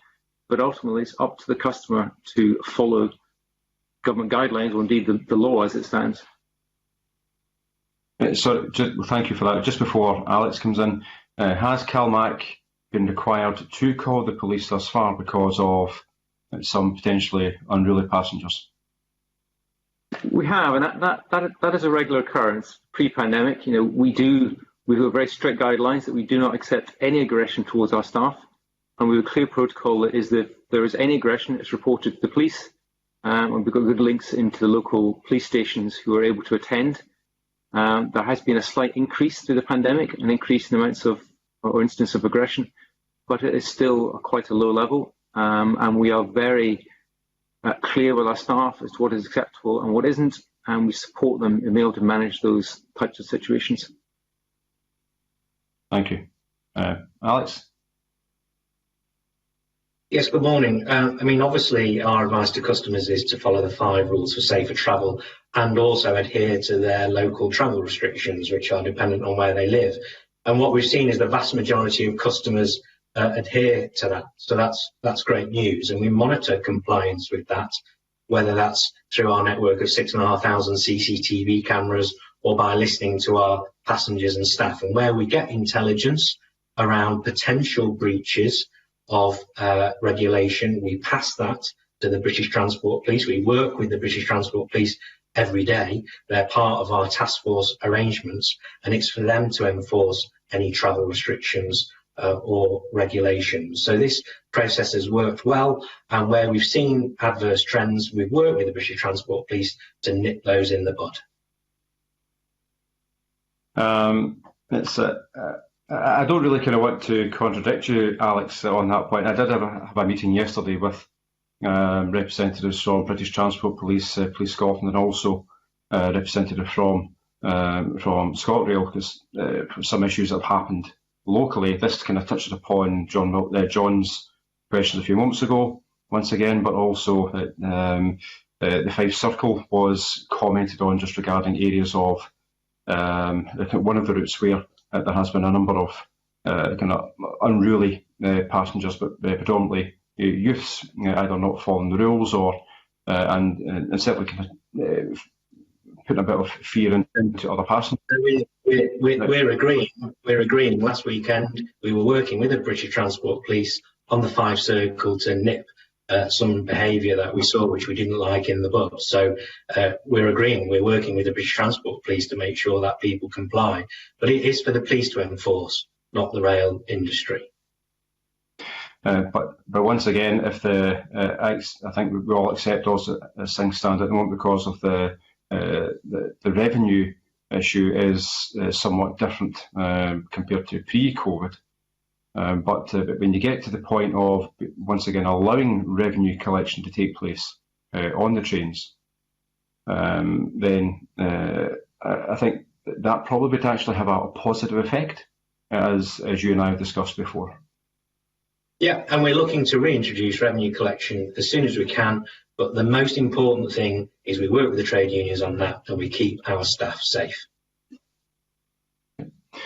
Thank you. Just a question for all of you, because I will certainly touch upon all of you. It was discussed a few months ago by Mr. Wilson regarding the cruise ships. And also, cruise ships come into Greenock every year, and certainly for the next year, it was anticipated over 100 ships were due to come in, and also that has a hugely positive effect across the wider economy. And that sector is very much considered to be quite unsure for the next year. Do any of the panellists have a potential kind of number in mind of how many people you would like to see vaccinated in Scotland by the time you get to the summertime, and also when the majority of ships would come in, as to how confident you would then feel for that particular part of the tourism economy to start or potentially start once again in Scotland? I'll go to yourself first, Mr. Wilson, since you raised the point. I think vaccination is probably the key to the cruise ship industry. Whether it's a condition that passengers have to be vaccinated before they travel or not, I don't know. But I think vaccination with regards to cruise ships getting back up and running to where they were previously, I absolutely think vaccination is essential. Okay, thank you. Mr. Dewar? So we need, according to the people we were speaking to in government, we need 9.6 million vaccines delivered, which is about 4.8 million people who need it twice. And, you know, before, we need to be pretty close to that total before we can be safe in the community, I understand. Again, that's a bit beyond my area of expertise. But if you just work that through, then to have a meaningful summer, which obviously the cruise ship is part of, but so the other parts of our community, everything from events and hospitality and so on, to have a meaningful summer, we need to do it before the summer's in full swing, and we need to tell people that they can plan with confidence it's going to happen. I have no idea whether we're planning on it. We're certainly not communicating on it, but I would like to see a plan that gets all 9.6 million done before the start of summer, so that we can actually start trading our way out of this. But our early conversations, where we've had small sites of what's been planned, and of course that's on the basis of what we're offering to help, and this is the key theme here, is we can help, is that the level of ambition for the scale of delivery is not going to get anywhere close to that, and we'll be lucky to finish that by the end of next year. And this is why I'm saying the problem will be we don't have an industry to save at the end of that if we don't get our skates on and actually deliver the vaccine to allow a summer next summer. Yeah, thank you. Mr. Drummond? I don't think that's an area that I'm really qualified to comment on, but I would say that, come back to confidence, that we are in a competition for tourism spend. We're in a competition to encourage people to come to Scotland, and if we are not at the front of making these efforts and being given that confidence, making it safe, then that money may go elsewhere. So it's a key part of our recovery strategy. It has to be to get vaccinated and give people the confidence that they can come and can start spending that money, because people will be looking now to start doing some of these things. Thank you. And Mr. Hines? Well, clearly throughout we've been led by the public health situation. If the vaccination programme successfully delivered enables us to release the travel restrictions, then we can set about building our business. But there's a high degree of uncertainty around when that will happen. So we're planning on a number of scenarios, but until the travel restrictions are eased, it will be continue to be a very difficult time for the rail industry in Scotland. Okay, no, thank you. That's me, convener. I'm just conscious of time. Thank you, Stuart. That concludes our consideration of this agenda item. Can I thank all of our witnesses for their evidence this morning? We've had a very wide-ranging discussion, and I will now suspend the meeting to allow a changeover of witnesses. Members are advised there is a time to have a short break of up to 5 minutes, and we will reconvene at 10:45. At 10:45 a.m. Thank you.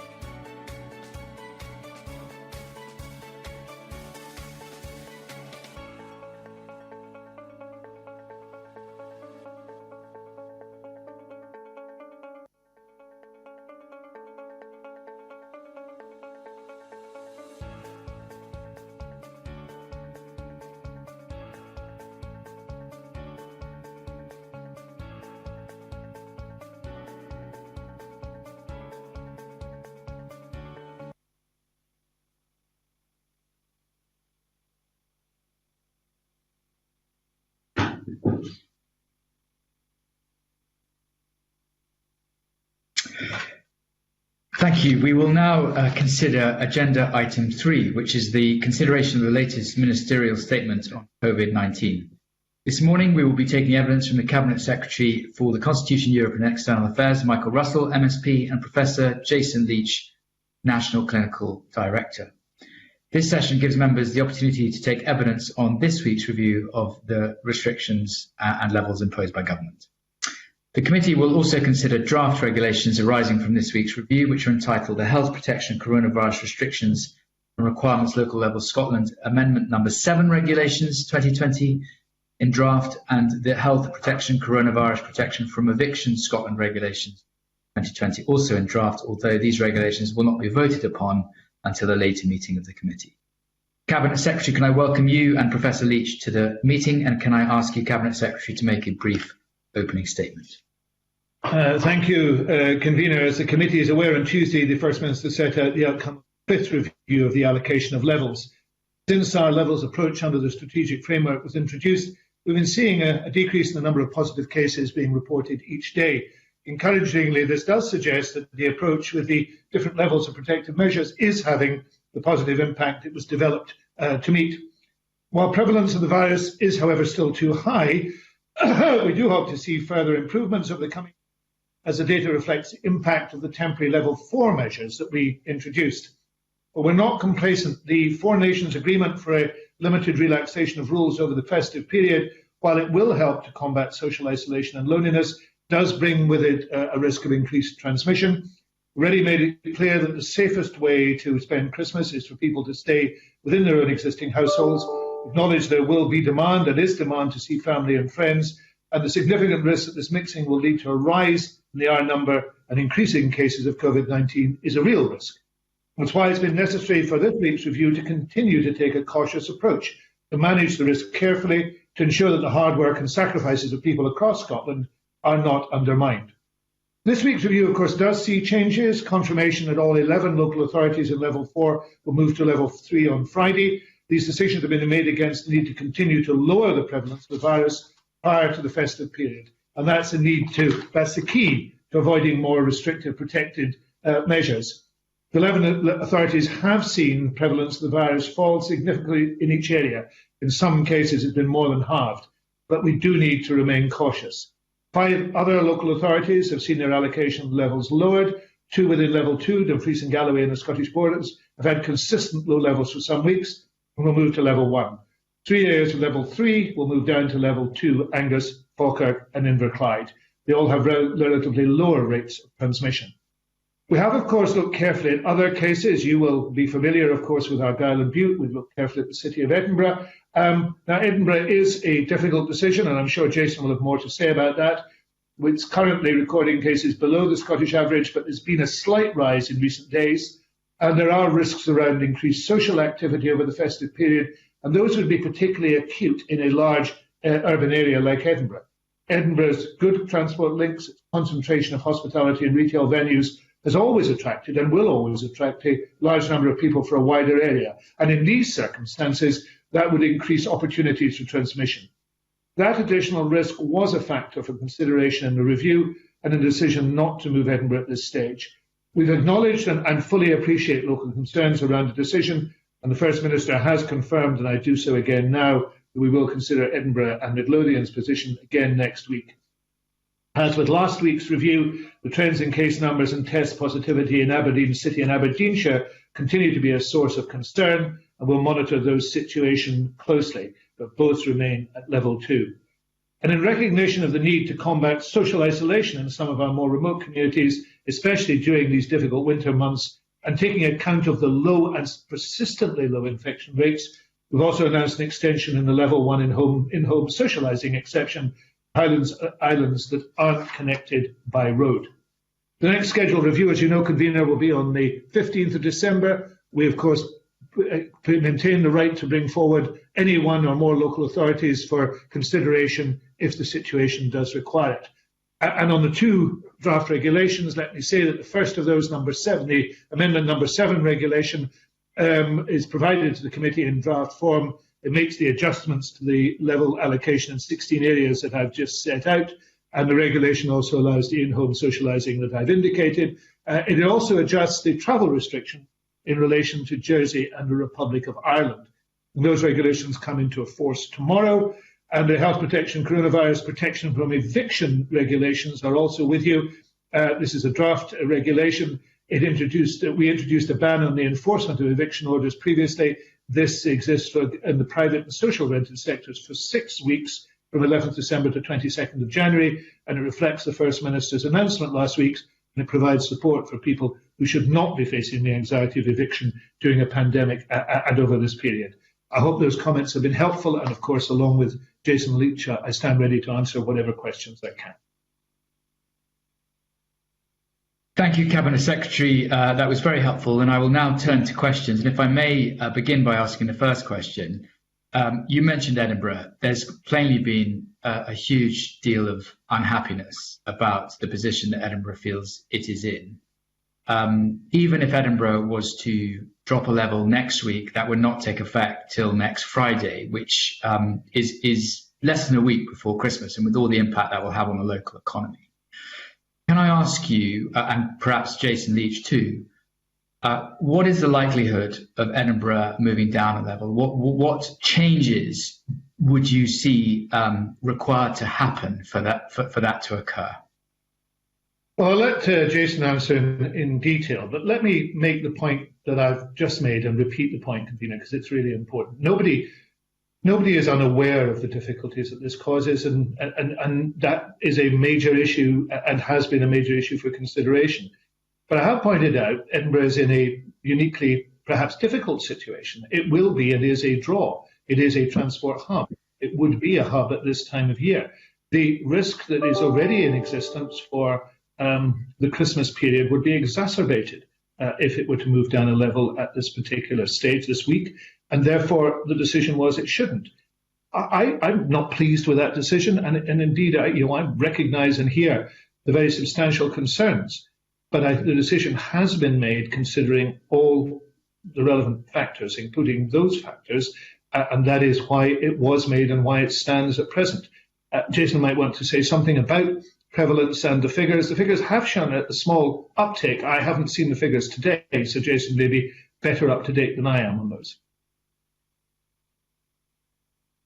Thank you, Cabinet Secretary and Convener. Convener, just before I start, can I thank you for adjusting or considering adjusting the time of this meeting so I could do the Scottish Government Director's update first thing this morning, which I think is a hugely important thing for the public health advisors to do, and it allowed me to do that, and then also to answer your questions. So I genuinely appreciate that. The Cabinet Secretary is correct. The advice around the marginal decisions is hugely difficult. That's difficult in Argyll and Bute, it's difficult in Dumfries and Galloway, and it's difficult in Edinburgh City. The public health advice is much more rounded than just the data, although the data is, of course, completely central, but it is not, as you've heard me say many times, an algorithm in which you feed the data and then out the other end of that comes a level. We have to take into account the geography of the area, the advice of the Director of Public Health, the ability for people to travel in and out, and the time of year and everything that goes around with that. And that is not an exact science. It cannot be an exact science. You've seen, for example, Wales deal with this in an entirely different way. Wales have decided to take the whole country in and out of a level or a level of restrictions together. That is a policy decision, not a public health decision. We have decided as a country to use a more regionalised approach, and that brings up, of course, challenges around where you are in the scale of the data and what your region is. We learned a number of things yesterday from the publication of the genomics data, and we may come on to that in a different form around travel. But one of the things we learned yesterday from the genomics data is it is harder to get rid of this virus in urban areas. It spreads, it makes perfect sense, it spreads in urban areas more easily than it spreads in rural areas. So Edinburgh City has that challenge. It has got stubbornly stable data. Its data is not falling. Lothian, in the round, the health board area, had 150 new cases yesterday and 5.1%. And today's data will suggest it's around the same when the First Minister announces it and we publish it at 2 o'clock. The per 100,000 rate is pretty stable, so it's from day to day you could choose points at which you could make today a rise and make today a fall, but in the end it's pretty stable. And then around that we have to take into account, just as you say, that so your argument, not your argument, your point is it's a week before Christmas and therefore the shops need to be open. My counter argument would be it's a week before Christmas and the shops are a real risk. So those two things are both true, of course, but it's a very challenging decision then for the decision makers to make. We are worried about Christmas. We're worried about the lead up to Christmas, and we see from Thanksgiving in Canada, Thanksgiving in America, what a holiday period can do if it is not well dealt with. Thank you for that. I mean, looking at it more generally, I think people look at the indicators and they compare local authority areas with each other, and a lot of people feel that Edinburgh meets the requirements for level 2. Now, government and officials have always been clear that the indicators are not conclusive, that it's a matter of judgment, overall judgment. But are you concerned that people may lose trust or faith in the indicators? And given that public confidence is so important, that they may lose trust in the indicators if they see these anomalies happen? Is that for me, convener? Yes, I think so, yes. So yes, I am worried about that. And I think we were slightly between a rock and a hard place. When we went to a regional approach, we of course wanted to be as transparent as possible about how those decisions were made, but there isn't a black box with secret data in it. There isn't the what every sector seeks, the sudden secret of where the transmission is happening. So these data are an attempt to both guide the decision making and to be transparent with the public. But I absolutely agree with you that too much focus on them, our fault, not anybody else's fault, too much focus on them could begin to fray some people at the edges and suggest that perhaps these decisions are not as transparent as they are. I can assure you that these data are taken into account very deeply by the directors of public health, including other data that they have about outbreaks in Dumfries or outbreaks in Edinburgh, and that you can't put into a spreadsheet or a table. And that's the difference, for example, between the decision we've made about Argyll and Bute and the decision we've made in other areas that have gone up or down, because we know there is a big outbreak in Argyll and Bute and there isn't a sustained community transmission. That's hard to put in an Excel spreadsheet. I think what we will do, and the First Minister said this, that over the next few weeks, over the Christmas and New Year period, it is time for us to look at the levels, the frequency of the reviews, the nature of the data that is in them. We do that all the time, but it may be a moment just to draw breath and work out what we think January and February will look like, particularly after the Christmas break. Again, I've said it already, I am worried about the Christmas break. Could I just address an additional point within there, because I think it is germane. There has been a pressure, which I fully appreciate, from members right across all parties for the publication of data. And almost every bit of data that we have, we publish.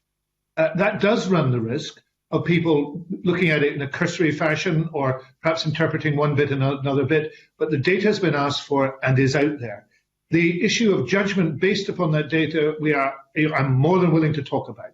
And it is always an issue of judgment based upon data. But I hope the confidence comes, in part at least, from the openness about those matters. Nothing is being held back. Nothing is secretive.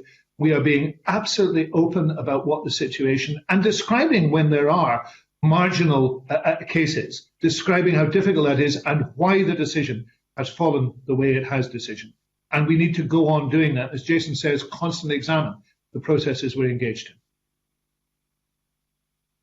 Thank you to both of you for those answers. My final question concerns the period after Christmas. And I think in terms of what's been said both today and elsewhere, there is a risk of a surge following the Christmas period.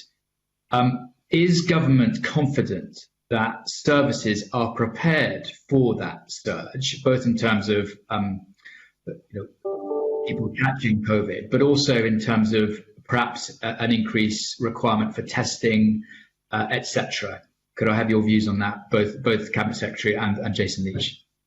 Well, let me point out a number of things. One is the capacity for testing is increasing. A new laboratory, of course, opens on Saturday, and the First Minister has given detail of that. But one of the strong reasons for the actions that we have taken over the last 6 weeks to 2 months was to drive down the prevalence, was to drive down the number of cases, so that if there was and there will be not just difficulties from Christmas, but the normal winter pressures on the health service, we were in a better position to address that than we would otherwise have been had this situation continue to grow exponentially in some cases. So that is the entire purpose. But also, we have a series of concurrent winter risks, and we have to be very straight about that. I gave a statement in the Chamber 2 days ago about the difficulties that will arise out of Brexit. They are part of the concurrent risks. COVID is concurrent risk. So is whatever happens with winter weather and the pressure on public services. And we are dealing with people in the front line who have been working solidly, certainly since March. So there are risks. We have said constantly we are as prepared as we possibly can be. We've stood up the emergency arrangements. We are continuing to develop those. My statement indicated how that will happen during this month. The ministerial oversight is there. We had another meeting last night of the winter pressures group that's looking at all these things. So we are as confident as we can be, and that also includes, for example, supply of medicines because of the Brexit situation. And we will do everything we can. And the regulations are designed to assist us in that task. So, Convener, I am confident in the services post-Christmas to deal with COVID, yes. So the fundamental answer to your question is yes. And I could stop there, but I think there's something else that's very important. Once you have to treat COVID, it's too late for some people because we have no treatment. Now, many of those people will recover. So if you catch this disease, you shouldn't be scared. You will almost certainly do well. But some people who catch this disease, irrespective of how much test and protect we have, how much testing we have, or how many intensive care beds we have, they will die. That's what worries me, not the fact that the services won't cope with that surge. We will absolutely cope with the surge, but we have no treatment for this disease. That's what makes it different from a car accident or for something else that could happen in the winter. And that's why the public health community is so worried until science and pharmaceuticals get us out of the other end of this. So I'm very confident that we will manage whatever happens, whether that needs more hospital beds, test and protect ramped up, whatever that might be. But the important thing is that services, once you're infected, don't get you out of this pandemic. Thank you. Can I turn next to Monica Lennon, the Deputy Convener, please? Thank you, Convener, and I think that's been a helpful beginning to our session. Welcome to hear Professor Leach say there's no secret data. I don't think anyone believed that there was, but I think the point that both the convener's getting at and many people that speak to me is that what they don't fully understand is the interpretation of the data and what advice is presented to ministers, because Professor Leach is right, it's not an exact science, and ultimately ministers have to make decisions on a Tuesday morning. So with that in mind, I wonder if the Cabinet Secretary could say more about what additional information could be made available, and I welcome the fact that government are actively looking at how this could be made more transparent and easier for the public to understand. And in respect of the decision taken this week, there's been some commentary that public health experts and indeed the incident management team did recommend that Edinburgh move to level 2. I just wondered if we could get some clarification on that, and if that was the case, why was that advice not accepted by the government? Well, I'll let Jason talk about public health and public health discussions, but they're always wide-ranging discussions, not just with public health directors, with councillors, with the accounts of administrations and all the rest of it. But let me just see if I can just talk Monica Lennon through the process that's engaged here, because I don't think there is material that is not in the public domain which ministers see. We see the material that is published.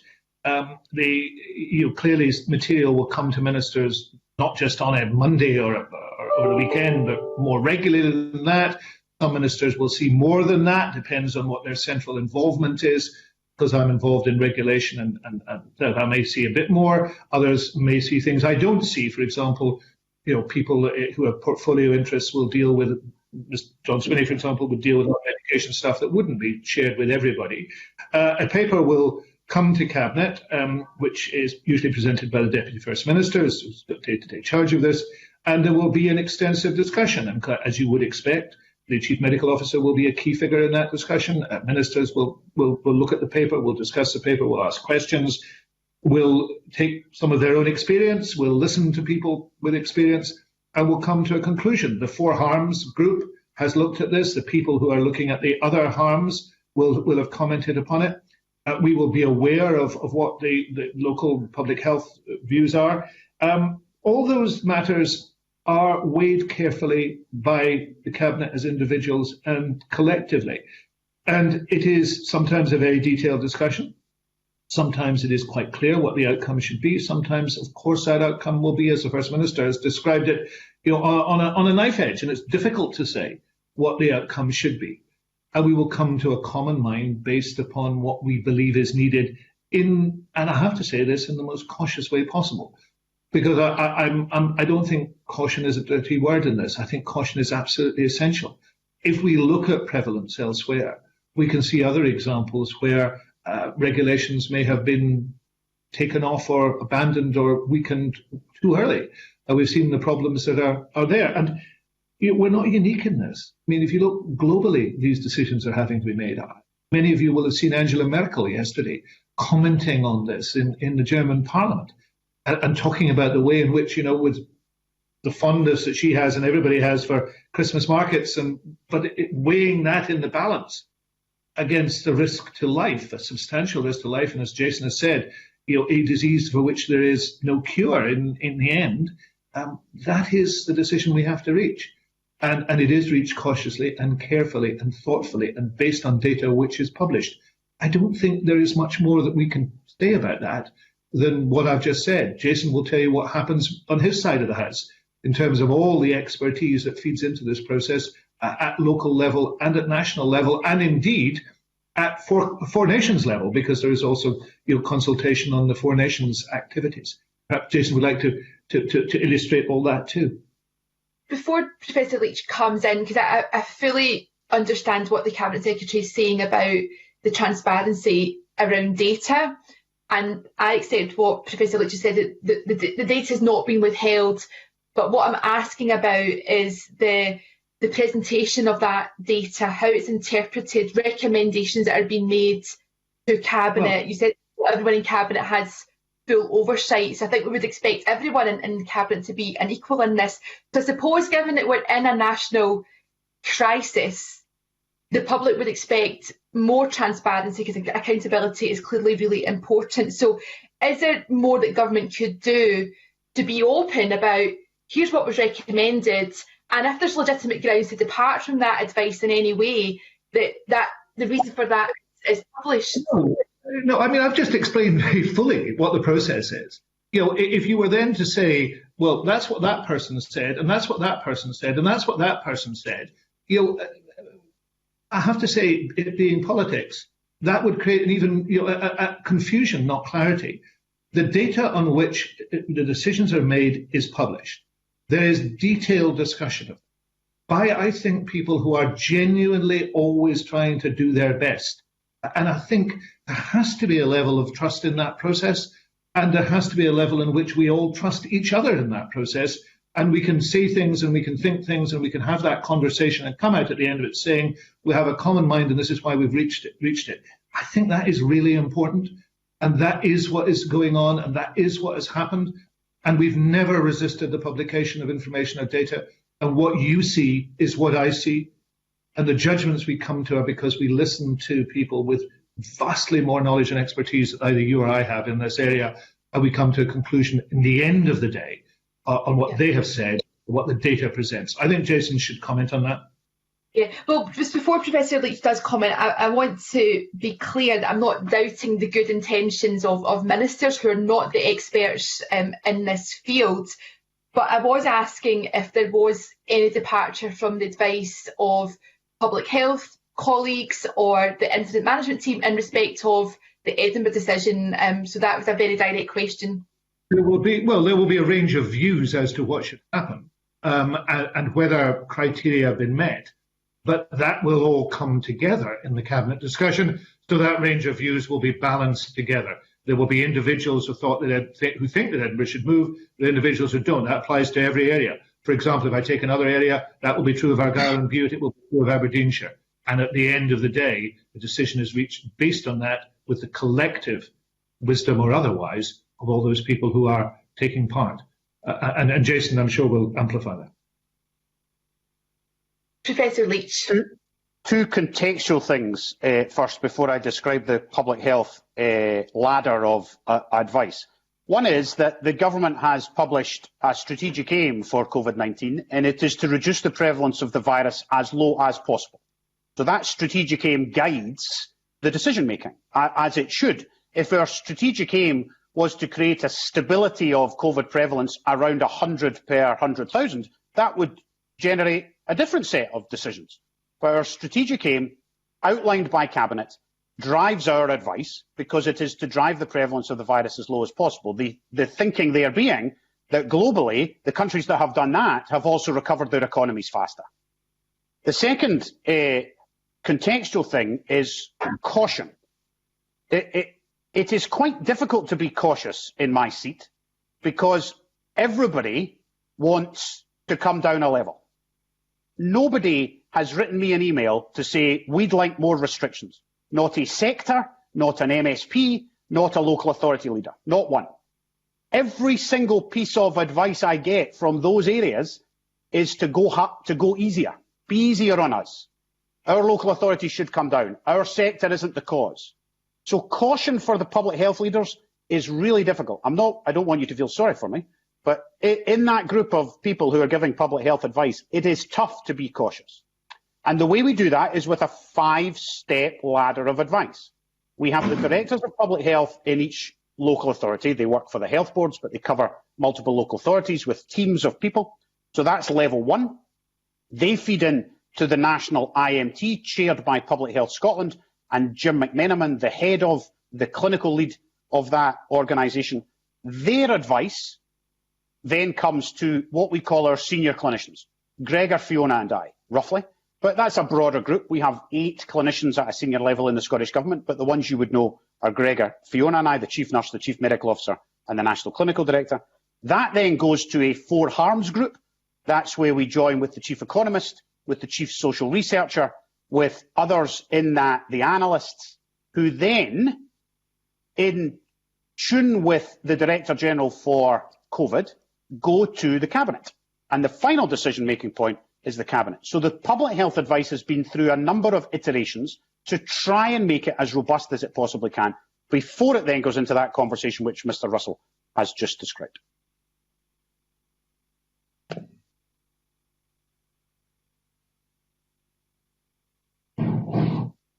Departure from the public health advice on Edinburgh, or will we just move on from that question?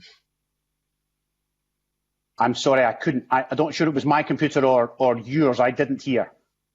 Oh, I was going back to the point about Edinburgh. Was there any divergence between some of the advice from public health colleagues and the incident management team and the eventual decision? I was asking if you wanted to make a further comment on that, or will we just move on from the Edinburgh question? I honestly think that's a matter for the Cabinet, not for me. My job is to give the best advice I can, along with all of my colleagues, and then the Cabinet gets to make those choices.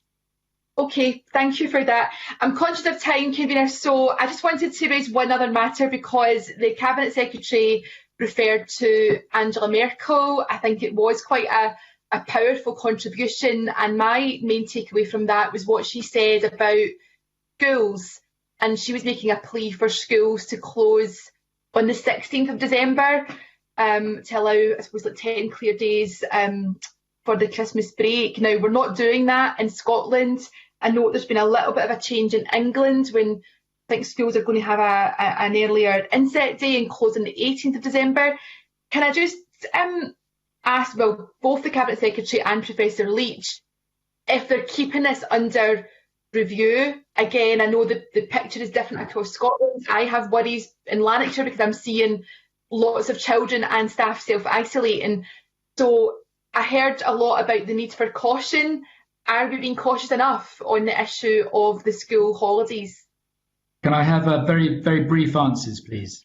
Yeah, Mr. Swinney has indicated what he believes the advice leads him to decide, and he has decided that what should take place.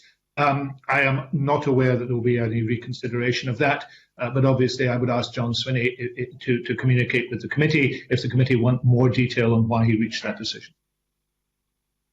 Thank you. Our next questions come from Mark Ruskell. Yeah, thanks, convener. Perhaps I could pick up then just on that last point, because I'm starting to hear some really practical implications from the decision to keep most schools in Scotland open until 3:30 on the 23rd of December. I've been speaking to a number of head teachers who, of course, are very much engaged with the contact tracing and incident management regimes within their schools. So I'm aware of what those burdens actually are. One head teacher told me that to deal with one case of one positive COVID case in a school took between 9:30 in the morning and 4:30 in the afternoon. Obviously, extensive assessment procedures that are required to assess whether that child had been in contact with other children and staff members, consistent liaison with the health board, with staff as well, and then obviously at the end of that process, contacting all of the parents of children who'd been in contact with the child. How do you see this working on the 23rd, on Christmas Eve, and potentially on Christmas Day? Because if there are positive cases coming back from testing, do you expect head teachers to be phoning up parents on Christmas Day and informing them that they and their families need to self-isolate? I'll let Jason in on this. Clearly, it's an important issue in terms of advice, but the clear advice has been that the Deputy First Minister has operated on, that the right thing to do is to continue with the present arrangements for schools. We've always regarded, as I've said at this committee before, making sure that education is not interrupted as being an extremely important part of our strategy, and it remains an extremely important part of our strategy. Now, there was a long consultation from the Deputy First Minister with the various groups interested in this and concerned about this, and there were many views.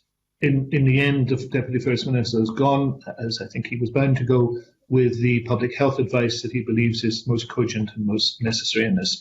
I am happy to ask him, as a matter of urgency, to outline in further detail what the thinking is, and also the specific issue about testing. But I think there is an absolute need to make sure that if there is a follow-up, that follow-up takes place, but not necessarily in the way that's been described. But Jason Leach will have more information about why this decision has been reached. And again, it is a decision made on a balance of factors, and those factors have all been taken into account. Jason might want to say what those were. Yeah, well, it was finally balanced, and there was a long conversation at the Education Recovery Group, including educationalists, public health advisors, and the advice was that, on balance, schools should stay open. The particular point you raised, Mr Ruskell, was part of that consideration, and Mr Swinney, I can't remember if it was in his statement or in a letter post-statement, he has made it clear to the local authorities that arrangements will have to be made in some form for Test and Protect to be active during those holiday periods. The National Health Service will not be having a day off. You can be assured of that. It never does. And Test and Protect will be active on Christmas Day, whether you are a school pupil or a call centre worker. And we, the National Health Service will do our absolute best to support anybody who has to deal with contact tracing that day. There have been particular relationships between public health leaders and school head teachers, and I've done 2 head teacher events in the last few days with hundreds of head teachers on them to talk through some of these issues, to try and get them in a place where they would be able to use the National Contact Tracing Centre. Their own local knowledge, of course, is crucial to contact tracing, just like it is if you're a pub owner or a workplace owner. We often need to speak to you about layout, about corridors, about bathrooms, about where those things are. So I cannot guarantee that every head teacher in the country won't have some work to do during this period, but we're hoping to keep it to an absolute minimum. I think the point here, though, is that this isn't standard contact tracing where somebody has been in contact with a few people. That this is about whole classes having to go into self-isolation because they sat in the same class as somebody who's then tested positive. Can you see how that creates an issue, a problem around Christmas time within those last days? And is this not formed part of the decision making in England to at least have a couple of days where teachers and head teachers are not contact tracing, and they can then, continue with their activities winding down for Christmas? It is standard contact tracing, Mr. Ruskell. It is how contact tracing works. It happens to be a room of a bigger room of individuals. I take your point, but it would be exactly the same in a university class, in a college class, or in a big pub. It is how contact tracing works, and we need the help of those who know the layout of the rooms, who know the names and addresses of the registration, whether that's a pub or a school. Schools are not all finishing at 3:30 on the 23rd. Some finish on the 18th, and then some finish on the Monday, the Tuesday, and the Wednesday. The balanced public health advice that went to Mr. Swinney was that they should stay open. Okay. If I can move quickly onto a slightly different topic. I was contacted by the League of Sports who monitor hunts in Scotland, and they tell me that there are hunts that are going out 3 times a week with over 40 people attending these events. They've also been informed by Police Scotland that this is permissible because effectively the hunts are applying 2 separate exemptions. Firstly, on pest control, where 6 people can meet from 2 households to carry out that activity, but also another exemption based on equestrian events where 30 people can gather. So does that reflect your understanding of the regulations? And is it acceptable that groups are effectively stacking exemptions to try and create a super exemption which allows them to gather in larger numbers? There are no super exemptions. I mean, I have not heard this from anybody else. This is the first occasion which I've heard this. If you wish to send me the details of this, then and where this is taking place, then we will very quickly seek to look into it. But there are no super exemptions, and of course the regulations don't work like this. I mean, can I just make that clear? So what the regulations say, this is what should not happen. And then they indicate those exemptions that may well be legitimate excuses. But they're not automatically that. An intention is really important in here. Now, I have not heard this before. You would therefore not expect me to, or I'm sure you wouldn't be so as unreasonable as to expect me to react to it without seeing the evidence. But of course, I'm very willing to look at the evidence and to direct that to whoever needs to be directed, should I need to do so. Okay, thanks. I think the issue here is that the police have accepted it as an excuse. I don't know that. Yeah, I'm taking your word for it, but I don't know that, so I need to find out. Great. If I could just final question, and that's about we started off with questioning around Edinburgh and the data and the various criteria for going in the different levels. I'd like to ask about Clackmannanshire though. So this was an area which was retained as level 3. That was primarily on the prevalence of enhanced data that we got through asymptomatic testing in the wee county. So, I mean, it's great that we've got more knowledge about what was happening with the prevalence of COVID in Clackmannanshire to make more informed judgment. But do you see an issue here where decisions are being made in different local authority areas with different levels of knowledge? I mean, could you understand perhaps people in Clackmannanshire feeling, well, we've been retained at level 3 because we've had all this additional asymptomatic testing. There are other areas which don't have that data and decisions are being made without access to that level of information. Does that cause a problem, the inconsistency of data across Scotland? Well, let Jason answer that, but can I just make a point that, I know many places, the place I represent, for example, where people will feel angry and will feel frustrated that changes haven't taken place which they anticipate. I fully understand that. I live in that area. I feel it myself. But also I have to recognise that there are different circumstances prevailing. That is, as Jason said earlier on, one of the reasons we felt it was right to have a local approach, a local authority approach, but no approach is perfect. And Clackmannan is the smallest local authority in Scotland. I represent essentially one of the biggest local authorities in Scotland, and there are people frustrated for different reasons. What we're trying to do is to say to people, look, with the best intentions, with the best will, with the best information we have, we've come to a judgment, which doesn't please us any more than it pleases anybody else, but we think it's the right judgment for this particular period of time, and it will be reviewed, within a week. And that is, I hope, always undertaken with a really genuine concern for the core objective which Jason has outlined. But perhaps you'd like to say a word about what has happened in Clackmannan, which was also the subject of discussion in Cabinet, of course. Again, another request to think about bringing a local authority downwards, not upwards, just for context. I'm just suggesting there needs to be clarity over the basis of the decision making, and that clearly you had access to Clackmannan. Because we sent asymptomatic testing to a place of high prevalence. That's how we chose the areas. We chose the areas for asymptomatic testing because they were high. And therefore, when we went, we found positive cases, which is something to be celebrated because we've protected people from those chains of transmission. That, of course, has led to more positive cases. The alternative would be not to find them and then put people at risk. Their prevalence would stay low and we would reduce their level even though there are positive cases. So we have chosen, I think rightly, in this first phase of the asymptomatic testing being available to us, to pinpoint high prevalence areas. Some areas of Pollock Shields, some areas of Kilmarnock, some areas of Clackmannanshire. And lo and behold, we have found positive cases asymptomatically. Now, as we learn more about asymptomatic testing, it's not perfect. We've been over that many times here.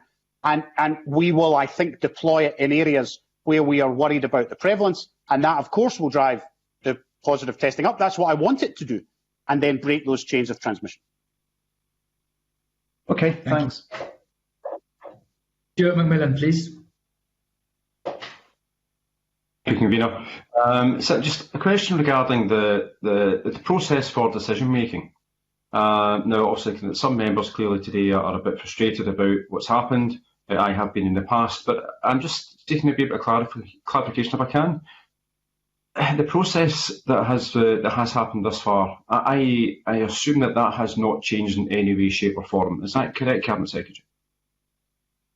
Well, it depends what timescale you're talking about. Clearly, the introduction of the levels and the change there has meant that the rhythm of the decision making has changed. The focus of the information has changed because we're now looking at information on a local authority basis. There's been a refinement in some of the criteria.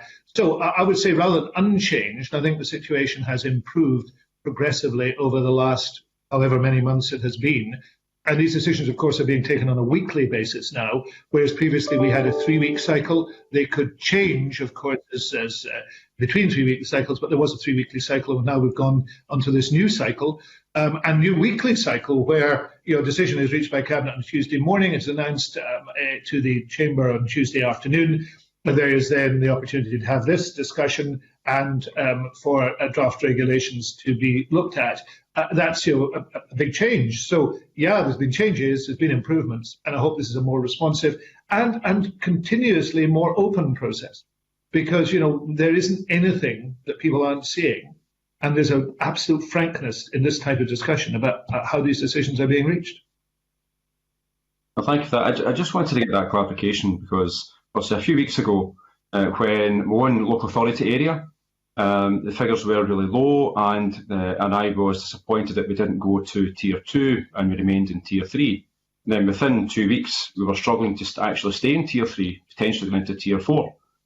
And certainly the First Minister, when she was in front of the committee where I was asking questions, Also, the First Minister did highlight also about the strategic framework and the different categories there, but also that other discussion that takes place with the officials and also in Cabinet. So I just wanted to get that clarification that aspect, that particular part of the process has not changed. So decisions for this week will have been taken based upon the same process that happened for my area a number of weeks ago. Yes, and the decision is taken on the Tuesday morning. So there's a great deal of work going on, over the weekend, and a great deal of work going on all the time, but there's a great deal of work going on over the weekend, into Monday and into Tuesday, and a lot of information going backwards and forwards, and papers being written and changed and thoughts coming through, and all the information that Jason's talking about coming from local areas. But broadly, decision is evidence-based and based on the data we have, the four harms, and then the view and judgments reached in the light of that. Thank you. And just for the record, I do welcome the decision that was taken this week, putting Inverclyde to Tier 2. And I was a bit surprised, I'm not going to lie, because obviously surrounding areas are remaining in Tier 3. But I generally was pleased, so thank you very much for that decision. Just a question for Professor Leach, if I may. Professor Leach, when you were answering questions earlier, you gave obviously you highlighted the also kind of post-Christmas period and potentially some of the challenges, and you gave a list of potential actions that could take place. One of which was suggest possibly more beds in hospitals if that were to be required. If that is the case, would that mean more beds in hospitals that are currently delivering at level 3 ICU services, or would that potentially be more beds in hospitals that have recently lost the level 3 ICU care? So we have contingency plans, Mr McMillan, for every eventuality. Let me just remind the committee that we already have more people in intensive care than we had intensive care beds a year ago. So we are still above the capacity pre-pandemic, but we have the ability to go to double, treble, and even quadruple that capacity. We would tend to do that in centralised intensive care because that is safer.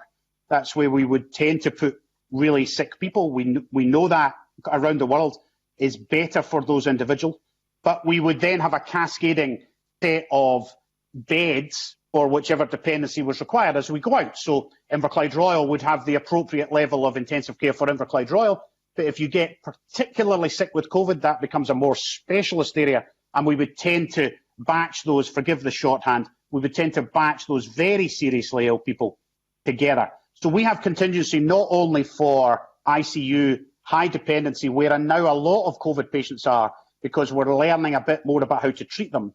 So we're not moving to ventilation quite as quickly as we were in the first wave, which is helping. We're doing other things with dexamethasone, with oxygen therapy, which pretty much every hospital in the country can give. And then when they need to be ventilated, if they have deteriorated, unfortunately, that means more central. The only other thing I would say is that COVID is not all about ICU. It's also about general medical beds, acute receiving beds. We have about 2,000 of them, and they're not all full. We have capacity. But we flex in and out of that. So we don't keep 1,000 beds and 1,000 nurses waiting just in case a COVID patient comes. So we model against that so we can treat people in the interim period, and then we are ready if we need to do that. And the winter, as you say, is exactly when we may need that. Can I just a quick question on the level 2 care? Also, you just touched upon there of the better treatment that's actually happened. Do you have any figures, or is there a report that's been published by way of indicating that how many level 2 patients that actually have you've managed to deal with to such an extent that they've not needed to actually have level 3 care? That's an excellent question, Mr McMillan. You've clearly been paying attention. The Scottish Intensive Care Society will publish exactly that. They'll publish demographics of those who were admitted, survival and treatment, but they're not quite ready to do that. I saw a draft, I'm going to say 10 days ago maybe. So it's coming, but not quite yet. And then we also have a thing UK-wide called, I'm going to get this wrong, COMIX, I think, which is our COVID kind of disease-based registry. So every single person with COVID is in a registry so that we know exactly what we did to them, exactly what their outcomes were, and then we can learn as a whole UK, and then we have a similar thing for Europe. So that will, in time, publish, and we'll get better. And we published between wave 1 and wave 2. We publish continuously, but we learn between wave 1 and wave 2. And in my conversation this week with one of our intensive care leads at Monklands Hospital, he was describing to me the very, very clear difference between what we're doing now compared to what we were doing in wave 1, because science has moved on. Certainly, just when that report is published, can you ensure that it's sent to the COVID committee, please? Of course. Thank you very much. Thank you, convener. Thank you. Beatrice Wishart, please. Thank you, convener. Good morning, Cabinet Secretary, Professor Leach. Being a new parent can be a very complicated time, and peer or family support can be a real lifeline, especially if you're struggling. But this year, for obvious reasons, it's been severely limited. So following Willie Rennie's question in the Chamber yesterday, what consideration has been given to changing the household criteria policy, as it is in England, to allow those with very young children to form a support bubble with an additional family? Well, as I indicated to Willie Rennie, I will get him an answer for that, and we need an urgent answer to that. I don't have the answer here, but certainly we need to have an answer to it and to see whether that is possible to do. That's the indication I gave to Willie less than 24 hours ago. We'll try and get some progress on that. Thank you. Can I turn now to students who are potentially going to be away from campus for a long time? How will that work for those students who need access to a lab or library for the work? For example, if students need to access expensive books, what account has been taken of those particular students in terms of the staggered return? The academic requirements are an obligation and concern of the universities themselves. They have been deeply engaged in the process of discussing how students should leave and come back, and they will make, I am sure, the necessary arrangements for individual students who require that access. That is a matter for the universities to discuss with the individual students within the context of the overall agreement they've reached with Richard Lockhead. Thank you. Thank you, convener. Thank you. Beatrice. Willie Coffey, please. Thanks very much, Donald. I wonder if I could firstly ask a question on the changes to the travel restrictions as they apply for Scottish people travelling to the Republic of Ireland, if only to get this on the record to make people more aware of it. As I understand, Cabinet Secretary, we're lifting the restriction on travelling to the Republic of Ireland, but not to County Donegal, because the numbers there are still pretty high, we understand. You'll know too that there are a large number of people that usually move between County Donegal and Scotland, particularly at this time of the year. So could you just emphasise and strengthen that that is in fact the case, that the recommendation is that people should not travel to County Donegal at this particular time? That is the recommendation, and I would go further and say to people, of course, we are saying to people, please don't travel. The fact that travel is permitted in any place isn't an encouragement to travel. Just as we're saying at Christmas, we understand the social needs and the needs that people have, but if at all possible, be very restrained in how you take advantage of any of the changes over the Christmas period. And that would be my advice to people who are planning to travel to the Republic or to any other. And in fact, it's my advice to anybody who's travelling within Scotland. Think very carefully whether you need to do this, because we know that the transmission, travel is a key issue in transmission. Jason might want to say something about the report that was published yesterday. There's no doubt about that. That's a fact. And therefore travel restrictions are absolutely essential. And we should regrettably, make sure that those travel restrictions are enforced and taking place, and discourage, even where there aren't restrictions, travel to happen. Jason might want to illustrate it with the report from yesterday, because I think yesterday's report is important. Yes, and if the committee haven't read that report, convener, I would commend it to you. We can get it to you. There are two reports, in fact, one about Scotland specifically and one about Wales specifically. They are very, very informative, and they provide evidence of three things. Lockdown worked, travel reseeds the virus, and urban is harder than rural. That's the three principal lessons. We almost eradicated the virus in the middle of the summer. and we reseeded it with travel. We also, of course, when it came here, seeded it to other places, because travel is two-way. It is not just everybody arriving in Scotland. We took virus to Wales, and Wales gave us virus, as did a number of other countries from around the world. The only other thing I would say about travel is to emphasise, for the record, what Mr Russell said. Even if travel is allowed, we are suggesting you think very carefully about it. I am very sorry to have to tell you I've recorded a new television advert, which you will have to listen to repeatedly. And one of the lines in the TV advert is, just because you can doesn't mean you should. And that piece of advice is the one that we want to get out there. That doesn't mean you shouldn't visit people who are socially isolated, and you shouldn't safely visit those who you have to care for. But it's not for socialising in parties. As I understand it, one of the main reasons for the continuing high prevalence in Donegal is the ability for people to very easily travel between there and, say, for example, between Letterkenny and Derry. There are very few, if any, restrictions on people moving from one jurisdiction to the other over there. Is there any further advice you can offer our citizens to try to persuade them of the risks and the dangers of that at this particular time, other than the regulation saying they should broadly just shouldn't go there? So some of them. Sorry, Mr. Russell.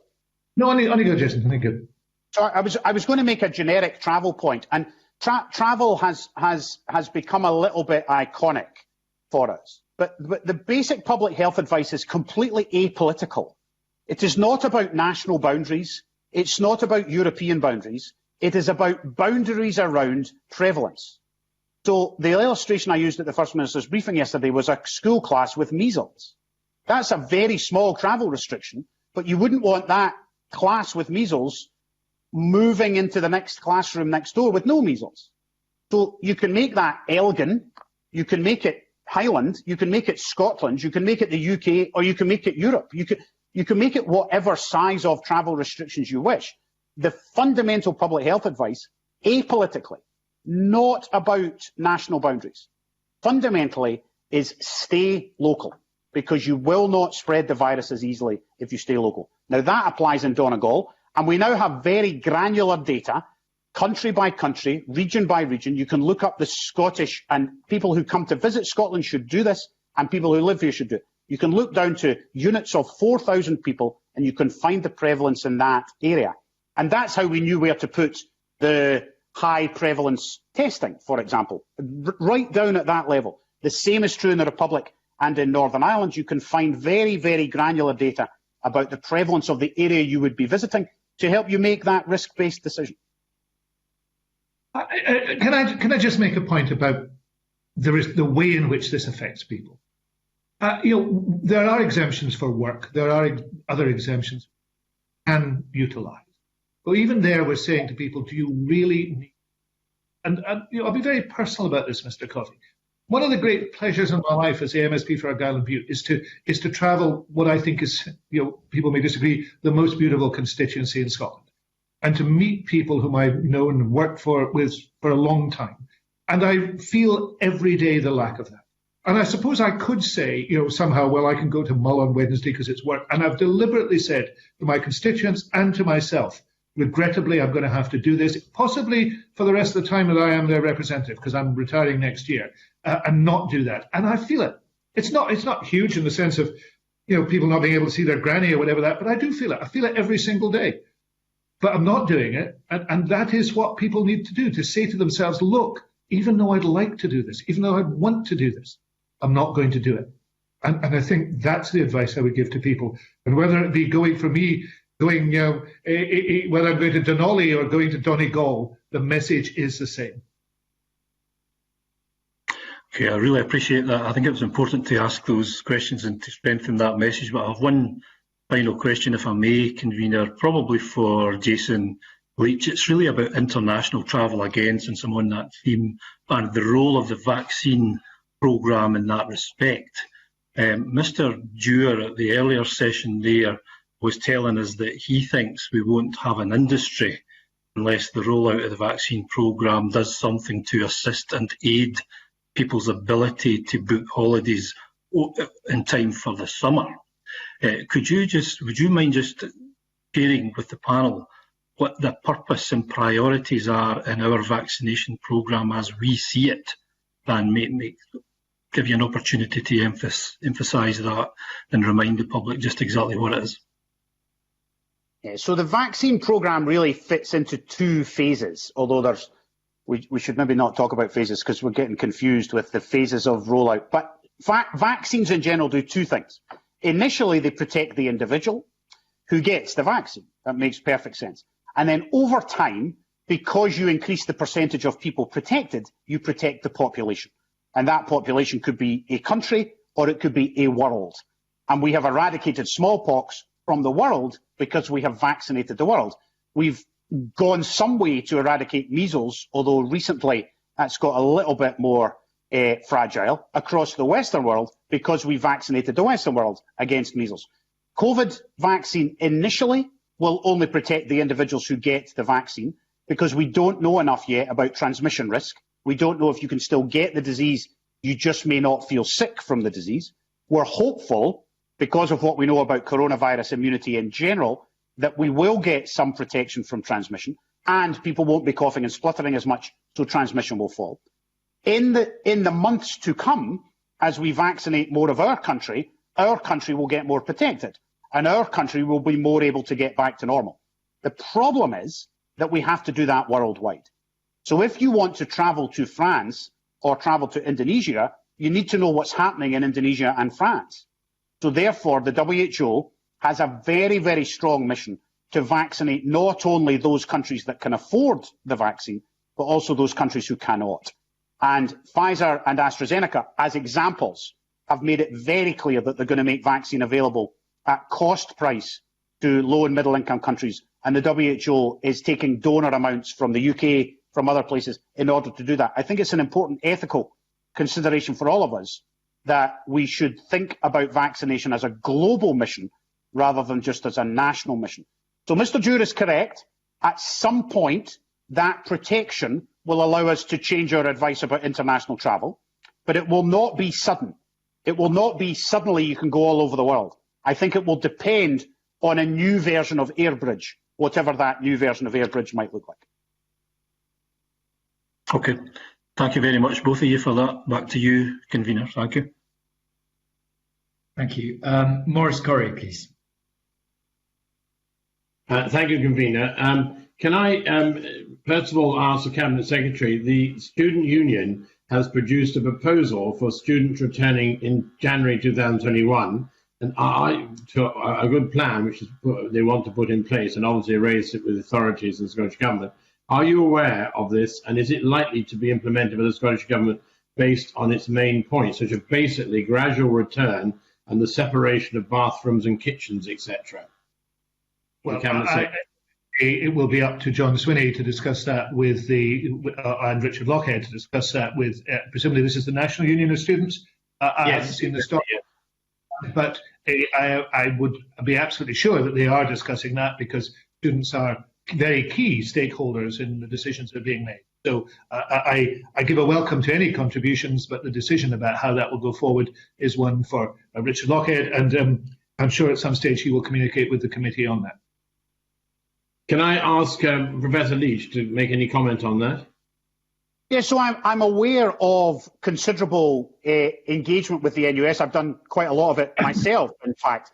And their contribution, along with that of University Scotland and some of the unions, has been deep in that correspondence with Mr Lockhead and Marion Bain, who's the Deputy Chief Medical Officer, who has led the education advice on our behalf, taking into account all the advice that we've been able to give. I don't know that specific version. It sounds as though it fits pretty much with what has been decided about a staggered return, about looking at practical courses like motor mechanics and dentistry and beauty therapy coming back earlier than courses that don't require quite as much hands-on or face-to-face teaching. The NUS, if the advice is particularly about residencies, then I'm very welcome of it, because as you saw in the other publication that came out yesterday about student positivity in September, It was principally in colloquially what we call halls of residence, Pollock halls and Morano halls at the top of that list, but also shared accommodation, private, public, and any advice to help protect students in that environment would be very welcome. The NUS are crucial to that. Yes, it was concentrating obviously on accommodation, residential, that side particularly, and that's where obviously we wanted to concentrate on. Can I come to the second question for you, Professor Leach, and that is the process of decision making. Obviously, looking at your table, which is very understandable, is when you talk about the directors of public health in the areas and their input, does this include input from the health and social care partnerships and the chairs of that or chief execs of that, and indeed the IJBs? Yeah, so I would expect a director of public health, well, maybe let me go back one step. Maybe it gives me an opportunity to recognise these 14 individuals across the nation who have for 9 months now led public health teams in every health board in the country. It's an astonishing achievement. They are the peak of a pyramid, of course, and they have multiple staff and they have consultants in public health who are helping them and trainees. And I would expect that process to receive information from the integrated world, from the care home world, from the hospital world, and leading up to that director of public health, who's also in charge, remember, of care home protection, of test and protect, of everything. So they need a system by which they can give that advice, and that then feeds into the national IMT. But a director of public health should absolutely be engaged with the chief executives, the chairs of the IGBs, and their chief officers. And have you yourself sort of deep dived into that process, say, with a couple of the directors of public health, to actually find out the gathering of their information? So it's a robust transfer of information, and you're happy with it? Yeah, so we meet with those directors of public health at least once a week. Some of my colleagues meet with them every morning. So there is a huddle meeting with the directors of public health every day. During a pandemic, you would expect some level of communication on a daily basis, and that can raise or lower priorities. Clearly, the last few days has been all vaccination. Sometimes it's testing, sometimes it's relationships. And then I also have personal relationships with those directors of public health that you wouldn't be surprised about, that they can reach out to me, I can reach out to them if we need to do that. I'm confident that those relationships inside the health boards are robust. Good. Thank you very much indeed, Convener. Thank you, Professor Leach. Annabel Ewing, please. Thank you, Convener. Good morning to the Cabinet Secretary and to Professor Leach once again. I'll be brief because I think time really is marching on, and you'll be pleased to hear that, Convener. For the Cabinet Secretary, perhaps in particular, there was discussion yesterday in the Parliament on the part of some that any travel restrictions are deemed necessary to ensure the delivery of the strategic framework objectives should be sort of hived off from the regulations as a kind of subsidiary, secondary, matter. But I would have thought, in particular, taking into account the genomic study that has been referred to already this morning in this session in particular, and the impact of travel on transmission, I would have thought that actually the travel restrictions as a tool should remain an integral part of the process, to the extent, of course, that they are deemed necessary in order to deliver the particular implementation of the strategy. Could the Cabinet Secretary just clarify his position on that? Thank you. I indicated to that question, which was raised with me, I think, by Murdo Fraser, and then he raised it again during the debate against the regulations that was instituted by Labour. I have to say I'm very surprised by that. I think the process point was, should travel restrictions be subject to separate votes? I can see an argument for it, but I think the argument you're putting is a very important one. They are a principal tool in ensuring that we meet the objectives we have, and that the people of Scotland are made safe or safer in their lives, and therefore we can't separate them out in that way. If there are objections to the detail of travel restrictions, then those are legitimate matters to discuss. Should this restriction apply here? Should that restriction apply there? But any view that travel restrictions are in some way unnecessary is very, very wide of the mark. I was particularly impressed, and I said this yesterday, I think several times in the chamber, by the Chief Medical Officer's explanation of the importance of travel regulations at this committee last week, and I would commend that to people. And I'm sure Jason Leach will be and can be equally cogent in his view of how important these are. And indeed, without them, and if they were to be removed or defeated, it is the people of Scotland who would suffer very greatly because they would suffer a resurgence of the virus. Of that, there is no doubt. I thank the Cabinet Secretary, and perhaps I had a substantive question for Professor Leach, but if he wishes to make a supplementary comment on the issue of travel regulations and their usefulness as a tool, perhaps he could do so now. I would seek Gregor's clarity as well. He is often more cogent than I am, and I seek his counsel often. I think we've probably covered it in earlier answers, and if we needed more evidence, which I'm not sure the public health community did, frankly, then the genomic studies published yesterday are very strong evidence of particularly spread from other parts of the UK, from and into Scotland, both directions, and from and into Europe, and further afield, quite a lot from the US in both directions too. And it's exactly as I said, that travel restriction, you can draw the line wherever you want to draw it, but local is better during a pandemic. I thank Professor Leach for that clarification. Turning to the issue of the vaccination, COVID vaccination, two issues. One, we heard very robust evidence from one of the four witnesses in our previous session this morning, suggesting that it's, there's no plan, or I'm paraphrasing, but I think that was what I took from what he said. There wasn't any plan, it wasn't quick enough, blah, blah, blah. I don't know if Professor Leach had an opportunity to hear that, but, can he provide assurance to the committee this morning that indeed there is a plan, and it has, as far as I understand, because I've listened carefully, produced statements in the Parliament on the programme, and that there is a plan that's been worked on, I understand, for months. It has involved numerous experts from many, many disciplines. I just think it would be very important to provide that information to the public, given this one witness's view this morning. Yeah, I didn't hear. I was with the Scottish Government directors just before I came to here, so I will listen back though, just in case there's anything we should correct more formally. I can absolutely guarantee you there is a plan. We have people working round the clock on that plan, and they've been working on it long before the science created a vaccine, because we were very hopeful that a vaccine would come. There are some unknowns in that plan, and that may be part of the point. That, of course, there are unknowns. It's 11 months into a pandemic, and the vaccine has only just arrived in the country. And this is vaccine number one. It is very, very difficult to use because of the nature of its storage and logistics of it. But yes, there is a plan, and we are confident when we get vaccine supply and we get authority to use from the regulators, we will be able to do that.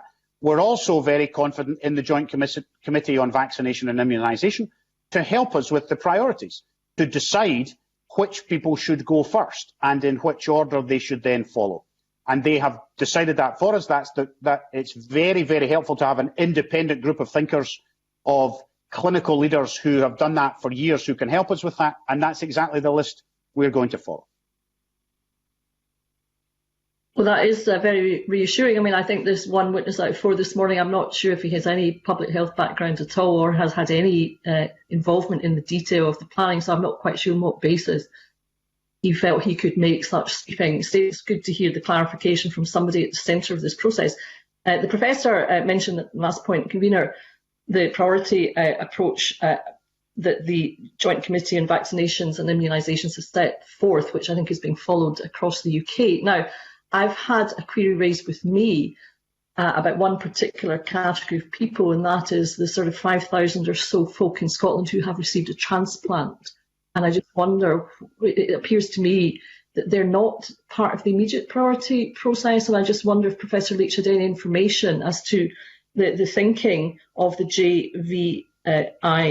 JCVI on the position of transplant patients. Yes. Let me just say one thing I should have said in answer to your earlier question. if not already on Spice, the Parliamentary Library, for those who don't know what, I don't mean you don't know what it is, I mean the public may not know what it is, the plan is being published on Spice at some point, once we have it in a position that it's able to do so. It's called a strategic delivery document or some such thing, but it is effectively the plan. I would just counsel against certainty. There is a lot of uncertainty in this vaccine programme because we simply don't know how many vials we're going to get and which day they're going to arrive. We can't know. So people will have to give us a bit of slack around when and who. The transplant population are what we now call, we used to call them shielded, now we call them the clinically extremely vulnerable, the CEV group, the clinically extremely vulnerable. And that group has changed as we've learned more about the disease. And not every transplant person will be in there because lots of transplant people actually are no more vulnerable than you or I now, but some are. If they are a clinically extremely vulnerable group, they will be up the priority list. From memory, they will be with the over 75s, maybe the over 70s. So as you come down through the ages, we add in two groups of clinical people. We add the clinically extremely vulnerable at the over 75s, and then at the over 65s, we add in those at higher risk. What we mean by that is roughly those who get the flu vaccine, not those who were shielding. A different group of individuals, and remember, a much larger group of individuals, so we need a lot more vaccine by then. So as you go through, I think there are 9 layers in the JCVI principal original advice. You add in the clinically extremely vulnerable, which will include a lot of our transplant patients. And then further down, you add in the flu vaccine group. Thank you very much, Professor Leach. That will be very useful information to the person who asked that question. Thank you. Thank you, Convener. Thank you. Annabelle, finally, John Mason, please. Thanks, Convener. I realise we're tight for time, so I've really just got one question following on from the previous session. I was a bit concerned about the lack of enforcement by public transport, especially the railways. The buses, to get on a bus, you have to go past the driver, and we got the impression that the drivers will ask if somebody's not wearing a mask. On the other hand, you can get on a train, you don't need to pay the fare, nobody comes through the train while you're on it, and some people are not wearing masks. And I just wonder if we feel that public transport should be a little more consistent, and particularly if the railways should be making a little bit more effort to encourage people to wear masks, etc. I heard some of that evidence, and I did very much empathise, for example, with Robbie Drummond, who I've discussed this issue with past on the ferries issue. It is not the role of ferry staff to be enforcers, and indeed, if they were required to be so, they would require different skills, and they would be taken away from their primary activity. In some communities, clearly, the ferry staff are well known, and they know people in the community and can be active, vigilant. In other communities, that won't be the case. So I think we should distinguish between enforcement, and those who are working to help us on public transport. The role of enforcement, is part of the 4 E's, and there are 3 E's before you get to enforcement. And therefore, I think we need to make sure that those are operating effectively through those whose job it is to enforce in the end, and that is the police force. But of course, we all have a role. And the role that we all have is, first of all, to make it clear that people should be, if they can, wear face coverings, to make sure that people do not travel into places and in ways that they should not be travelling. And we should all be vigilant about that too. And there's no reason why all of us shouldn't be vigilant and do so. But I recognise the difficulties that local authority, that transport staff have. And I think trying to change that would be unfortunate for them and difficult for them. Okay, thank you. Is that all, John? I think we're short of time. I'll leave it at that. I've got just one final point to raise, and it refers to the evidence that we heard from Gordon Dewar earlier on this morning. And I appreciate that neither the Cabinet Secretary nor Professor Leach may have had an opportunity to hear that yet. But I think it's important to give the Scottish Government an opportunity to respond. And as Annabelle, you and Willie Coffey have pointed out, made quite trenchant criticisms of the vaccination. I think to be fair to him, his comments were not that there wasn't a plan, but that the vaccine delivery plans, having looked at the design, was, in his words, and I quote, woefully inadequate. And he also had comments he also had a point that he made about various comments on not taking summer holidays, and in his view, and again I quote, that was campaigning against our industry. I mean, Professor Leach, you mentioned summer holidays last week and about making sure that you had insurance. I just wanted to give you both the opportunity to respond to that. Mr. Dewar what is Mr. Dewar's position? I'm sorry, I missed this. Executive of Airport. Oh yes. Well, you know, I mean, I'll ask. I'm going. Jason needs to say something about the vaccination program, but you know, there is a vaccination program. It was been approved by the cabinet. It is being published. You know, the health secretary has made a statement on it. The first minister talked about it. Vaccine is being rolled out. So I find the criticism rather difficult to take in those circumstances. I think it's simply not accurate at all to say that. In terms of transportation, it is impossible not, you know, to have sympathy, empathy, and everything else for people whose, you know, livelihoods have been very, very severely affected, and we should do everything we can to try and support them. But you know, the issue of travel does not go away. We've dealt with it throughout this session, and the issue of travel is fundamental. I would really love to be able to sit here today and to say everything will be fine. Come, you know, end of March, anybody will be able to travel anywhere, go on your holidays, great. Look at the documents that were published yesterday. Look at the influence, for example, of the virus coming from Spain, which we see it being there, and say, look, when we are able to do this and to do this properly, everybody will be delighted. And it's not campaigning against anybody to say, until we're at that stage, we really have to make sure that we get this virus suppressed to the lowest possible level, and then hopefully with the program of vaccination essentially eliminated. But you know, I don't think the criticism there is no plan, or the plan is woeful, is accurate. In fact, it's plain wrong. And in terms of campaigning against this industry, absolutely not. I would be delighted to see that industry flourish, and I hope it will again. And Jason Leach. I would underline all of those points, Convener. There is a plan. The plan is clear.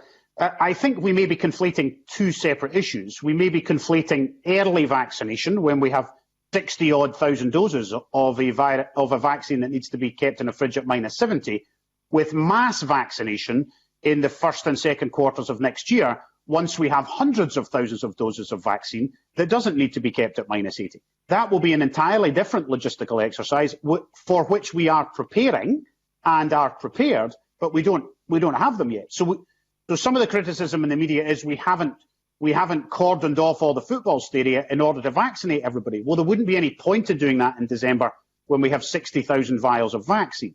There will perhaps be a point in doing that in conference centres and community centres, at airports, in the future, when we know that supply is coming.